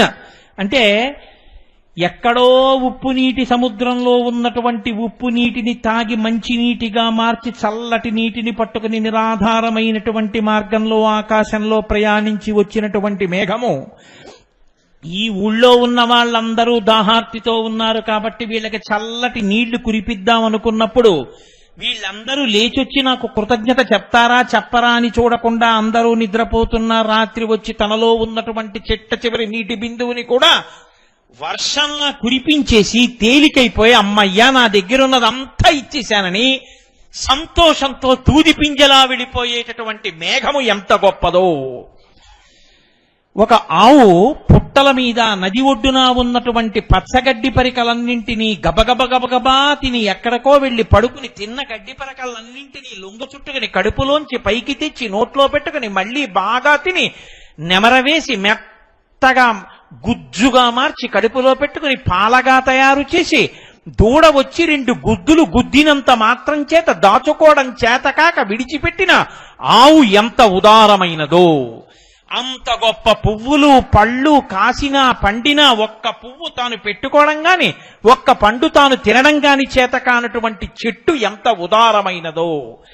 అంత ప్రవహించి వెళ్ళినా ఒకడు అందులో అశుద్ధాన్ని విసర్జించినా, మూత్రం పోసినా, స్నానం చేసినా, ముళ్ళ చెట్లు గీరినా, రాళ్లు అడ్డుపడ్డా, పైనుంచి కింద పడినప్పుడు తల బద్దలైనా ఆగకుండా ప్రవహించి వెళ్ళేటప్పుడు తనలో స్నానం చేసినటువంటి వాళ్ళందరి యొక్క పాపములను కడగగలిగినటువంటి గంగ కూడా అంత పునీతమై, అంత స్వార్థము లేనిదై, అంత పరమ ప్రఖ్యాతమై భారతదేశానికే గంగానది ఒక తలమానికమై, గంగా అన్న పేరు చెప్తే చాలు పులకించిపోయి గంగా స్నానం చెయ్యని వాడు ఉండడు, గంగ చెంబు ఇంట్లో లేనివాడు ఉండడు, గంగ బిందువు తల మీద పడితే చాలు పొంగిపోతారు, గంగ పేరు చెప్పకుండా కలశపాత్రకి ఆవాహన కూడా చేయరు. అంత ప్రఖ్యాతమైనటువంటి నది గంగమ్మ. అందుకే కాశీలో పరమశివుడి దేవాలయంలో విశ్వేశ్వరుడికి ఎంత అభిషేకం ఆరాధన జరుగుతుందో సాయంకాలం వేళ గంగా నదికి అంత ఆరాధన జరుగుతుంది. గంగ హారతి అని ఆ హారతి చూడ్డానికి పడవల్లో ఎదురుగుండా కూర్చుంటారు. ఎంత మందో ఆ కాశీపట్టణం వెళ్లి శరీరాలు విడిచిపెట్టేసి ఆ వారణాసి రెండిటి మధ్యలో ఉన్నటువంటి అనేకమైనటువంటి ఆ నది యొక్క ఒడ్లు మీద అలా కాలిపోతుంటారు. ఆ మంటలు అసుర సంధ్య వేళ దాటిపోయిన తర్వాత మీరు పడవలో వెడుతూ చూస్తుంటే హరిశ్చంద్ర ఘాటు, మణికర్ణికా ఘాటు ఇవన్నీ చూస్తుంటే ఎన్ని జ్వాలలు, ఆ కాలిపోయే ఆ బూది అంతా అందులో కలిసిపోతుంది. ఆ గంగలో పడ్డవాళ్ళంటే నా ఉద్దేశ్యం శరీరం పడి విడిచిపెట్టమని కాదు, శరీరం పడిపోయిన తరువాత గంగలో కలిసిపోయిన వాళ్ళందరూ మోక్షం పొందుతారు.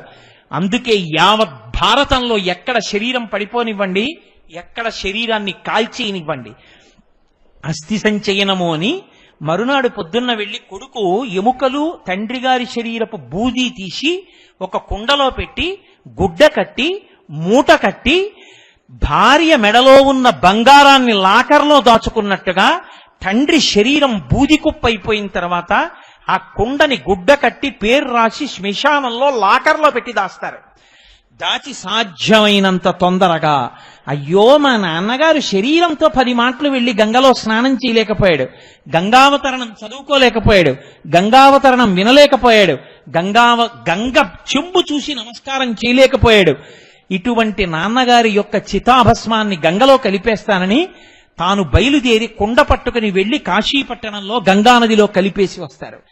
నాకు తెలుసున్నంత వరకు సనాతన ధర్మంలో ఉన్న వాళ్ళ శరీరాలలో, భారతదేశంలో పడిపోయిన వాళ్ళ శరీరాలలో 99 మంది శరీరములలో ఉన్నటువంటి బూది ఎముకలు గంగానదిలో కలిసి తీరుతాయి. ఇంత శవభస్మ చేరినా, ఇన్ని ఎముకలు చేరినా ఆ గంగానది జలాల్ని మీరు ఒక డబ్బాలో పట్టి తీసుకొచ్చి ఇంట్లో పెట్టండి. నేను ఒకసారి పరిశీలన కూడా చేశాను. ఎన్ని నెలలు ఉన్న తర్వాత అయినా గంగని ఒక పాత్రలో పోసి చూడండి, కొంచెం బూజు పట్టడం కాని, నలకలు కాని, పురుగులు పట్టడం కాని ఏమీ ఉండదు. ఎక్కడిది గంగకి ఆ పవిత్రత? ఎక్కడి నుంచి వచ్చింది శక్తి ఆ గంగకి? ఇప్పటికీ దేశ విదేశాల నుంచి ఎందరో కాశీపట్టణానికి వచ్చి ఆ గంగలో స్నానం చేస్తుంటారు. గంగ భారతదేశపు సంస్కృతి సాంప్రదాయాల వారసత్వానికి చిహ్నం. భారతదేశంలో సనాతన ధర్మం మీద భక్తులకు ఉన్న పూనికకి గంగమ్మ చిహ్నం. మనకి నదులలో గంగమ్మ మీద ఉన్నంత భక్తి ఇంకా ఏ నది మీద ఉండదు. గోదావరమ్మ అనం, లేకపోతే నర్మదమ్మ అనం, గంగమ్మ అంటాం. అమ్మవారిని పార్వతమ్మ, లక్ష్మమ్మ అన్నట్టే నదులలో గంగని మాత్రం గంగమ్మ అంటాం. గంగమ్మ అని పేరు పెట్టుకుంటాం. గంగానమ్మ జాతర అని జాతర చేస్తాం. గంగ ఈ జాతి జీవనాడిలో కలిసిపోయింది. గంగ ఒకటి, సనాతన ధర్మం ఒకటి కాదు.